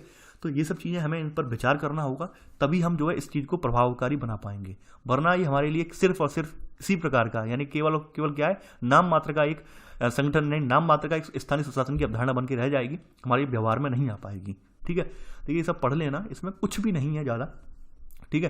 यानी ग्राम सभा की स्थिति क्या है, पारदर्शिता नहीं है, ये सब समानांतर निकायों का गठन कर दिया गया है, पक्षपाती राजनीति, लूट की बंदरमाट, ठीक है, वही सब बातें हैं जो मैंने बताया, वही सब बातें हैं, कुछ भी नहीं है, घुमा फिरा के वही बातें लिख दी गई हैं। बंदरबाट पर कमजोर संरचना है इनकी, ठीक है, यानी कमजोर संरचना से अभिप्राय यहाँ पर ये है इनके खुद के सचिव नहीं होते, उनके खुद के भवन नहीं होते हैं, ठीक है। तो ये सब बातें हैं, आपने देख ली पंचायती राज के बारे में। अब देखिए कुछ इनसे रिलेटेड कोई प्रावधान है उन पर मैं टिक लगा देता हूँ, उन पर आप विशेष गौर कर लेना। जैसे 243I जो है, ठीक है, राज्य वित्त आयोग का गठन वाला है, ठीक है। राज्य पंचायतों का लेखा अंकेक्षण जो है 243J है। पंचायतों के चुनाव या फिर राज्य जो स्टेट इलेक्शन कमीशन है वो 243K में आता है, ठीक है। और इसके अलावा जो पंचायतों का संविधान है या पंचायतों का गठन 243C में आता है। सीटों का आरक्षण D में आता है, कार्यकाल I में आता है। ये 2 4 5 आप याद रखना, बाद बाकी आपको इसमें ज़्यादा रटने की जरूरत नहीं है, ठीक है। यानी आप पेशा अधिनियम देख लेना और जो समितियां हैं वो एक बार देख लेना। इसी के साथ आपका ये चैप्टर पूर्ण हो जा रहा है, ठीक है। आई होप आपको ये चैप्टर पसंद आया होगा। देखिए मैं पूरी कोशिश करता हूँ आपको चैप्टर के हर पहलू से अवगत करवाऊँ, हर जो अवधारणा से अवगत करवाऊँ, लेकिन कभी कभी मुझे देखिए कभी कभी क्या होता है मेरे वीडियो नहीं आ पाते हैं तो आप लोग निराश भी होते हैं। निराश बिल्कुल भी ना हो, हम लोग बिल्कुल कंप्लीट करने के करीब पहुंच चुके हैं। आप ये बिल्कुल देखिए, सबसे बड़ी बात ये थी, मेरे ऊपर सबसे बड़ी जिम्मेदारी ये रहती है कि किसी भी चैनल वाले ने, लड़के मुझे जो एस्पिरेंट है कमेंट करते हैं कि सर किसी भी चैनल वाले ने सिस्टमेटिक ढंग से दी नहीं है। मान ली उन्होंने वीडियो बनाया तो पेशा अधिनियम का अलग वीडियो बनाया, बलवंत राय मेहता समिति का अलग वीडियो बना दिया, ये बना दिया, तो पढ़ने में दिक्कत होती है। देखिए मैंने इस सब दिक्कत को दूर करते हुए पूरी किताब उठाई इसी वजह से कि थोड़ा टाइम तो लगेगा, लेकिन सिस्टमेटिक रूप से एक एक टॉपिक वाइज हम उठाते जाएंगे, पूरा टॉपिक हम वहाँ पे लेके चलेंगे। यानी कि हम वहाँ पर ये नहीं उठाएंगे भाई एक वीडियो में पर्टिकुलर हमने टॉपिक ले लिया, बता दिया, बस आगे बढ़ गए, ऐसे नहीं। किताब में जो है सिस्टमेटिक रूप में वही हम पढ़ाते जाएंगे। तो इस वजह से इसका लाभ भी मिला काफ़ी लोगों को, काफ़ी सारे वर्ड्स सीखने को मिलेगा। भाई इसका मतलब क्या था, हम तो केवल पढ़ ही लिए थे हमने वर्ड। देखिए अक्सर क्या होता है, जो लोग आपने देखा होगा तमाम चैनल वाले जो वीडियो अपनी तरफ से बना के लगाते हैं, किताब ना उठाकर अपना कंटेंट उठा के लगाते हैं, तो उसमें क्या करते हैं, उसमें वो लोग स्टैंडर्ड वर्ड जो होते हैं, ठीक है, वो छोड़ देते हैं। टिपिकल जो विशिष्ट वर्ड जिन्हें बोला जाता है, टिपिकल वर्ड्स जिन्हें बोलते हैं, उन्हें वो छोड़ देते हैं, वो साधारण वर्ड लिखते हैं। साधारण अक्षर लिखने का एक सबसे बड़ा नकारात्मक प्रभाव ये पड़ता है कि साधारण अक्षर जो होता है वो अगर आप एग्जाम में लिख के आओगे आप कहीं भी, तो वो अपनी प्रभावकारिता जो होगा सामने वाले एग्जामिनर पर छोड़ नहीं पाता है। जब आप कहीं विशिष्ट वर्ड लिखोगे, विशिष्ट शब्द लिखोगे, विशिष्ट शब्द को अंकित करोगे वहाँ पर, ठीक है, तो एग्जामिनर के माइंड में भी आएगा कि भाई अभ्यर्थी को अपनी भाषा ही पकड़ अच्छी खासी है, भाषा का ज्ञान भी अच्छा खासा है, शब्दों की जो पकड़ है, शब्दों का तार्किक क्रम में कैसे उपयोग करना है वो उसका अच्छे से उसको पता है, तो वो आपसे इस बात से प्रभावित होकर आपको अच्छा खासा नंबर दे के जाएगा।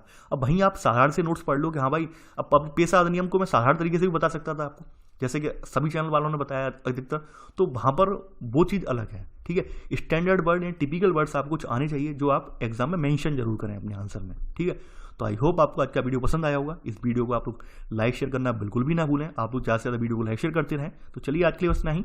Thanks for watching. जय हिंद।